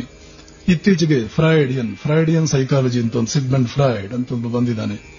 ಇನ್ನೂ ಕೂಡ ಕಾರ್ಲ್ ಯೂಂಗ್ ಅಂತ ಹೇಳ್ಬಿಟ್ಟು ಇನ್ನೊಬ್ಬ ಬಂದಿದ್ದಾನೆ. ಒಬ್ಬೊಬ್ಬರು ಒಂದೊಂದು ರೀತಿಯಲ್ಲಿ ಮಾನಸಿಕ ವಿಶ್ಲೇಷಣೆಗಳು ಮಾಡ್ತಾರೆ. ಈ ರಷ್ಯಾದ ಸೈಕಾಲಜಿಸ್ಟ್, ಮನೋವಿಜ್ಞಾನಿ, ಬಹಳ ಪ್ರಸಿದ್ಧನಾದವನು. ಅವನು ತೀರಿಕೊಳ್ಳುವ ಕಾಲದಲ್ಲಿ ಅವನ ಶಿಷ್ಯರು, ಮಹಾಶಯರೇ ನೀವಂತೂ ಹೋಗ್ಬಿಡ್ತೀರಿ, ಎಂಥ ಜ್ಞಾನ ನಿಮ್ಮದು, ನಿಮ್ಮೊಡನೆನೇ ನಿಮ್ಮ ಜ್ಞಾನ ಹೋಗ್ಬಿಡಬಾರದು, ನಿಮ್ಮ ಕೊನೆಯ ಸಂದೇಶ ಜಗತ್ತಿಗೆ ಏನಾದರೂ ಒಂದು ಕೊಡಿ. ಈ ಚರ್ಮ ಸಂದೇಶ, ಎಲ್ಲಾ ಮಹಾತ್ಮರುಗಳ ಜೀವನದಲ್ಲಿ ಚರ್ಮ ಸಂದೇಶವನ್ನು ನಾವು ನೋಡ್ತೇವೆ. ಮಹಾತ್ಮರುಗಳೆಲ್ಲ ಏನೋ ಒಂದು ಸಂದೇಶ ಪ್ರಧಾನವಾಗಿರುತ್ತೆ. ರಾಮಕೃಷ್ಣರ ಸಂದೇಶವೇನು? ಜಗತ್ತಿನಲ್ಲಿ ಭಗವತ್ ಸಾಕ್ಷಾತ್ಕಾರವೇ ಮನುಷ್ಯನ ನಿಜವಾದ ಗುರಿ. ಆ ದಿಕ್ಕಿನಲ್ಲಿ ಅವನು ಮುಂದುವರಿಬೇಕು. ಇದೇ ಅವರ ಚರ್ಮ ಸಿದ್ಧಾಂತ. ಸ್ವಾಮಿ ವಿವೇಕಾನಂದರ ಚರ್ಮ ಸಿದ್ಧಾಂತವೇನು? ಮನುಷ್ಯನ ಒಳಗಡೆ ಇರತಕ್ಕಂತಹ ಶಕ್ತಿಗಳು ಇಷ್ಟು ಅಂತ ಹೇಳುವ ಸಾಮರ್ಥ್ಯ ಯಾರಿಗೂ ಇಲ್ಲ. ಇಷ್ಟು ಅದ್ಭುತವಾದ ಶಕ್ತಿಗಳನ್ನು ಇಟ್ಟುಕೊಂಡ ಮನುಷ್ಯನೇ ನೀನು ಕೂಡ ಅದ್ಭುತವಾಗಿ ಬದುಕದೆ ಹೇಗೋ ಬದುಕಿದ್ರೆ ಅದರಿಂದ ಏನೂ ಪ್ರಯೋಜನವಿಲ್ಲ. ಇಷ್ಟೇ ವಿವೇಕಾನಂದರ ಇಡೀ ಸಿದ್ಧಾಂತ. ಇನ್ನು ಶಾರದಾದೇವಿಯರ ಸಿದ್ಧಾಂತವೇನು? ಜಗತ್ತಿನಲ್ಲಿ ಯಾರೂ ಪರಕೀಯರಲ್ಲ, ಎಲ್ಲರೂ ನಮ್ಮವರೇ. ಜಗತ್ತನ್ನೆಲ್ಲವನ್ನು ನಮ್ಮವರು ಅಂತ ಪ್ರೀತಿಸಿ ನಾವು ಆಲಿಂಗನ ಮಾಡಿಕೊಳ್ಳೋದನ್ನು ಕಲ್ತ್ಕೊಳ್ಬೇಕು. ಅದೊಂದೇ ಮನಸ್ಸಿನ ಶಾಂತಿಗೆ, ಜೀವನದ ಸಾರ್ಥಕತೆಗೆ ಏಕಮೇವ ಮಾರ್ಗ. ಇದು ಶಾರದಾದೇವಿಯವರ ಸಂದೇಶ. ಹೀಗೆ ಮಹಾತ್ಮರುಗಳು ಒಬ್ಬೊಬ್ಬರು ಒಂದೊಂದು ಸಂದೇಶವನ್ನು ಕೊಡ್ತಾ ಇರ್ತಾರೆ. ಈ ಪಾವ್ಲೋ ರಷ್ಯನ್ ಸೈಕಾಲಜಿಸ್ಟ್ ಹತ್ರ ಕೊನೆಗೆ ಹೋಗಿ ನಿಮ್ಮ ಚರ್ಮ ಸಂದೇಶವೇನು ಅಂತ ಯಾರೋ ಕೇಳಿದ್ರು. 2 ಪದಗಳಲ್ಲಿ ಆತನ ಸಂದೇಶವನ್ನು ಅವನು ಕೊಡ್ತಾನೆ. ಅದೇನು ಅಂದ್ರೆ ಪ್ಯಾಷನ್ ಅಂಡ್ ಗ್ರಾಜುವಲ್ನೆಸ್. ಪ್ಯಾಷನ್ ಅಂದ್ರೆ ತೀವ್ರವಾದ ಅಭೀಪ್ಸೆ, ನನಗಿದು ಬೇಕು ಅಂತ ತೀವ್ರವಾಗಿ ಆಸೆ ಪಡುವುದು. ಆಮೇಲೆ ಸ್ವಲ್ಪ ಕಾಯಬೇಕು, ನೀನು ಒಮ್ಮೆಲೆ ಸಿಗೋದಿಲ್ಲ. ಗ್ರಾಜುವಲ್ನೆಸ್, ಕ್ರಮೇಣ ನಿನಗದು ಸಿಗುತ್ತೆ, ಒಂದೇ ದಿನಕ್ಕೆ ಸಿಗೋದಿಲ್ಲ. ತೀವ್ರವಾಗಿ ರಾಮಕೃಷ್ಣರು ಜಗನ್ಮಾತೆಗೋಸ್ಕರ ಹೇಗೆ ಹಂಬಲಿಸಿದರು, ಹಾಗೆ ಅಷ್ಟು ತೀವ್ರವಾಗಿ ನಿನಗೆ ಬೇಕಾದ ವಸ್ತು ಬೇಕು ಅಂತ ನೀನು ಹಂಬಲಿಸಬೇಕು, ಪ್ರಯತ್ನವನ್ನು ಮಾಡಬೇಕು, ಸ್ವಲ್ಪ ಮಟ್ಟಿಗೆ ಕಾಯಬೇಕು. ಗ್ರಾಜುವಲ್ನೆಸ್, ಕ್ರಮೇಣವಾಗಿ ಅದು ಸಿಗುತ್ತೆ. ರಾಮಕೃಷ್ಣರ 4 ವರ್ಷಗಳ ಸಾಧನಾ ಜೀವನ ನಾವು ನೋಡಿದ್ರೆ ಪ್ಯಾಷನ್ ಅನ್ನೋದು ನಭೋಮಂಡಲವನ್ನು ವ್ಯಾಪಿಸಿದಂತಹ ಒಂದು ಪ್ಯಾಷನ್ ನಾವಲ್ಲಿ ನೋಡ್ತೇವೆ. ಗ್ರಾಜುವಲ್ನೆಸ್ ಅನ್ನೋದು ರಾಮಕೃಷ್ಣರು ಅಷ್ಟು ಇಷ್ಟಪಡೋದಿಲ್ಲ. ಅವರ ರಾಮಕೃಷ್ಣ ವಚನವೇದ ಪುಸ್ತಕವನ್ನು ನೋಡ್ತಾ ಇದ್ರೆ ಹೀಗೆ ನಾವು ಮಾಡುತ್ತಾ ಪರಮಾತ್ಮನ ಸಾಕ್ಷಾತ್ಕಾರವಾಗುತ್ತೆ ಅಂದ್ರೆ ಆ ಮಾಡ್ತಾ ಅನ್ನೋ ಪದವನ್ನು ಬಿಟ್ಟು ಬಿಡು, ಅದು ಹೇಳಿತನ. ಧೀರತನದಿಂದ ಮುಷ್ಟಿ ಹಿಡಿದು ತಾಯಿ ಮುಂದೆ ಕೇಳು, ಯಾಕೆ ಅಮ್ಮ ನಾನು ನಿನಗೆ ಸೇರಿದವನಲ್ಲವೇ, ನೀನು ಯಾಕೆ ಇನ್ನೂ ನನಗೆ ನಿನ್ನ ದಿವ್ಯ ದರ್ಶನ ಕೊಡ್ತಾ ಇಲ್ಲ, ನೋಡು ಹಾಗೇನಾದರೂ ನೀನು ನನ್ನ ಅಸಡ್ಡೆ ಮಾಡಿದ್ರೆ ಈ ಕ್ಷಣವೇ ನಾನು ನನ್ನ ಅಸ್ತಿತ್ವಕ್ಕೆ ಒಂದು ಕೊನೆ ಮುಟ್ಟಿಸ್ತೇನೆ ಅಂತ ಮುಷ್ಟಿ ಹಿಡಿದು ಕೇಳು. ಅವಳು ನಿನ್ನ ಮಾತನ್ನು ಕೇಳಲೇಬೇಕು. ನಂಬಿ ಕರೆದರೆ ಓ ಎನ್ನದಿ ಹೇಳೇನು, ನಿನ್ನ ಹೊರತು ಅವಳೆಂತೂ ಇರಬಲ್ಲಳು ಅಂತ ಈ ಅರ್ಥ ಬರುವ 10 ಹಾಡುಗಳನ್ನು ಹಾಡಿ ರಾಮಕೃಷ್ಣರಲ್ಲಿ ಈ ಗ್ರಾಜುವಲ್ನೆಸ್ ಅಷ್ಟು ನೋಡೋದಿಲ್ಲ. ಬೇಕು ನನಗೆ ಅದೆಷ್ಟು ತೀವ್ರವಾಗಿ ಹಂಬಲಿಸಬೇಕು ಅಷ್ಟು ತೀವ್ರವಾಗಿ ಹಂಬಲಿಸ್ತೇನೆ. ಆದರೆ ನನಗೂ ಕೂಡ ಹಾಗೇನೆ ಹಂಬಲಿಸ್ತಾ ಕೂತ್ಕೊಳ್ಳೋಕೆ ವ್ಯವಧಾನವಿಲ್ಲ. ನನಗೆ ಖಂಡಿತವಾಗಿ ಈಗಲೇ ಬೇಕು, ಈ ಕ್ಷಣವೇ ಬೇಕು. ಭಾರತೀಯ ತತ್ವಜ್ಞರೆಲ್ಲರೂ ಕೇಳೋದು ಈ ಕ್ಷಣದಲ್ಲಿ ನೀನು ಪಡೆದುಕೋ, ನೋ ಗ್ರಾಜುವಲ್ನೆಸ್. ರಷ್ಯಾ ವಿಜ್ಞಾನಿ ಹೇಳಿರಬಹುದು ಕ್ರಮೇಣ ಅಂತ, ಆದರೆ ಭಾರತೀಯರು ಇವತ್ತೇ ಇಹೈವ ತೈರ್ಜಿತ ಸರ್ಗೋ ಯೇಷಾಂ ಸಾಮ್ಯೇ ಸ್ಥಿತಂ ಮನಃ ನಿರ್ದೋಷಂ ಹಿ ಸಮಂ ಬ್ರಹ್ಮ ತಸ್ಮಾತ್ ಬ್ರಹ್ಮಣಿ ತೇ ಸ್ಥಿತಃ. ಗೀತೆಯಲ್ಲಿ ಕೃಷ್ಣ ಹೇಳ್ತಾನೆ, ಇಹೈವ ಇಲ್ಲಿಯೇ ಪಡೆದುಕೋ ಅದನ್ನ. ಇಹೈವ ತೈರ್ಜಿತ ಸರ್ಗೋ ಯೇಷಾಂ ಸಾಮ್ಯೇ ಸ್ಥಿತಂ ಮನಃ ತಸ್ಮಾತ್ ಬ್ರಹ್ಮಣಿ ತೇ ಸ್ಥಿತಃ. ಬ್ರಹ್ಮದಲ್ಲಿ ನೆಲೆ ನಿಲ್ಲುವುದು ಬ್ರಹ್ಮಜ್ಞಾನ, ಆತ್ಮ ಸಾಕ್ಷಾತ್ಕಾರ, ಈಶ್ವರ ಸಾಕ್ಷಾತ್ಕಾರ ಇಲ್ಲಿಯೇ ಪಡೆದುಕೊಳ್ಳಬೇಕು. ಅದೇ ರೀತಿ ಉಪನಿಷತ್ತಿನಲ್ಲಿ ಇಹೈವ ಇಲ್ಲಿಯೇ ಅನ್ನೋದು ಒತ್ತು ಬರುತ್ತೆ. ಎಷ್ಟು ದಿನ ಕಾಯಬೇಕು? ಯಾಕೆ ಕಾಯಬೇಕು? ಈ ಕ್ಷಣಕ್ಕೆ ಈಗಲೇ ನನಗೆ ಬೇಕು. ರಾಮಕೃಷ್ಣರ ಮೊದಲ 4 ವರ್ಷದ ಜೀವನ ಈ ರೀತಿಯಲ್ಲಿ. ಆಮೇಲೆ ಆ ದಿವ್ಯ ಅನುಭವ ಆದ ಮೇಲೆ ಸಾಮಾನ್ಯ ಮನುಷ್ಯನಿಗೆ ಇದೇ ಜೀವನದ ಗುರಿ, ಜೀವನ ಮುಟ್ಟಿದ್ದಾಯಿತು. ಇನ್ನು ಅವನಿಗೇನೋ ಕೆಲಸ ಮಾಡೋದಕ್ಕಿಲ್ಲ. ಹಾಗೇನಾದರೂ ಇದ್ದಿದ್ರೆ ನಾವು ರಾಮಕೃಷ್ಣರ ಹೆಸರಲ್ಲಿ ಆಶ್ರಮವೂ ಮಾಡ್ತಾ ಇಲ್ಲ. ಅವರ ಹೆಸರಿನಲ್ಲಿ ಇವತ್ತೊಂದು 5,000 ಜನ ಸನ್ಯಾಸಿಗಳು ಬರ್ತಿರ್ಲಿಲ್ಲ. ವಿವೇಕಾನಂದರಂತಹ ತ್ರಿವಿಕ್ರಮ ಅವರಿಗೆ ಸಂಪೂರ್ಣ ಶರಣಾಗತನೂ ಆಗ್ತಾ ಇರಲಿಲ್ಲ. ಇವತ್ತು ಯಾವ ಸ್ಥಾನ ಇದೆಯೋ ಆ ಸ್ಥಾನವನ್ನು ರಾಮಕೃಷ್ಣರಿಗೆ ಯಾರು ಕೊಡ್ತಾನೂ ಇರಲಿಲ್ಲ. ಇಲ್ಲಿಗೆ ಅವರ ಸಾಧನಾ ಜೀವನ ನಿಂತಿದ್ರೆ ಇನ್ನು ಮುಂದೆ ನಾವು ಕಾಣುವುದೇನು? ಆ 2 ದಿನಗಳ ಕಾಲ ಎಷ್ಟು ದಿವ್ಯವಾದಂತಹ ಒಂದು ಆನಂದವನ್ನು ನಾನು ಪಡೆದುಕೊಂಡೆ. ಇದು ನನಗೆ ಪ್ರತಿ ಕ್ಷಣವೂ ಪ್ರತಿನಿತ್ಯವೂ ಬರಬೇಕು. ಇದನ್ನು ನಾನು ಸಾಧಿಸಬೇಕು. ನೋಡಿ ಹೇಗಿದೆ ಅವರ ಹಸಿವು, ಅವರ ಒಂದು ಆಕಾಂಕ್ಷೆಯ ಒಂದು ರೇಂಜ್ ಅನ್ನೋದು, ಆಳ ವಿಸ್ತೀರ್ಣಗಳು. ಇಷ್ಟು ಅದ್ಭುತವಾದ ಒಂದು ಭಗವತ್ ಅನುಭವವನ್ನು ನಾನು ಪಡ್ಕೊಂಡಲ್ಲ, ಇದು ನನಗೆ ಪ್ರತಿ ಕ್ಷಣವೂ ಇರಬೇಕು. ನಾನು ಬಯಸಿದಾಗೆಲ್ಲ ಜಗನ್ಮಾತೆ ನನ್ನ ಕಣ್ಣು ಮುಂದೆ ಬರಬೇಕು. ನಾನು ಬಯಸಿದಾಗೆಲ್ಲ ಅವಳು ಸಿಗಬೇಕು. ಅವಳೊಡನೆ ಪ್ರತಿನಿತ್ಯದ ವ್ಯವಹಾರವನ್ನು ನಾನು ಮಾಡಬೇಕು. ಇದಕ್ಕೆ ಏನು ಮಾಡುವುದು? ಇನ್ನು ಮುಂದೆ ಅಷ್ಟು ದೊಡ್ಡ ಗುರಿಯನ್ನ ಸಾಧಿಸೋದಕ್ಕೆ ಏನು ಮಾಡಬೇಕು ಅಂತ ಯೋಚನೆ ಮಾಡ್ತಾ ಇದ್ದಾರೆ. ಅಲ್ಲಿಗೆ ಅದನ್ನು ಹೇಗೆ ಸಾಧಿಸಿದ್ರು ಅನ್ನೋದನ್ನು ಇವತ್ತು ಹೇಳ್ತೀನಿ ಅಂತ ನೆನ್ನೆ ಹೇಳಿದ್ದೆ, ನಾಳೆ ಹೇಳ್ತೀನಿ ಅಂತ ನೆನ್ನೆ ಹೇಳಿದ್ದೆ, ಇವತ್ತು ಕೂಡ ನಾಳೆ ಹೇಳ್ತೀನಿ ಅಂತ ಮತ್ತೊಮ್ಮೆ ಹೇಳಿ ನಾಳೆ ಅದನ್ನು ನೋಡೋಣ ಅಂತ ಹೇಳಿ ಶ್ರೀರಾಮಕೃಷ್ಣರ ದಿವ್ಯ ಚರಣಗಳಲ್ಲಿ ಇವತ್ತಿನ ಉಪನ್ಯಾಸವನ್ನು ಸಮರ್ಪಣೆ ಮಾಡ್ತೇನೆ. ಓಂ ತತ್ಸತ್. ಶ್ರೀರಾಮಕೃಷ್ಣ ಅರ್ಪಣಮಸ್ತು.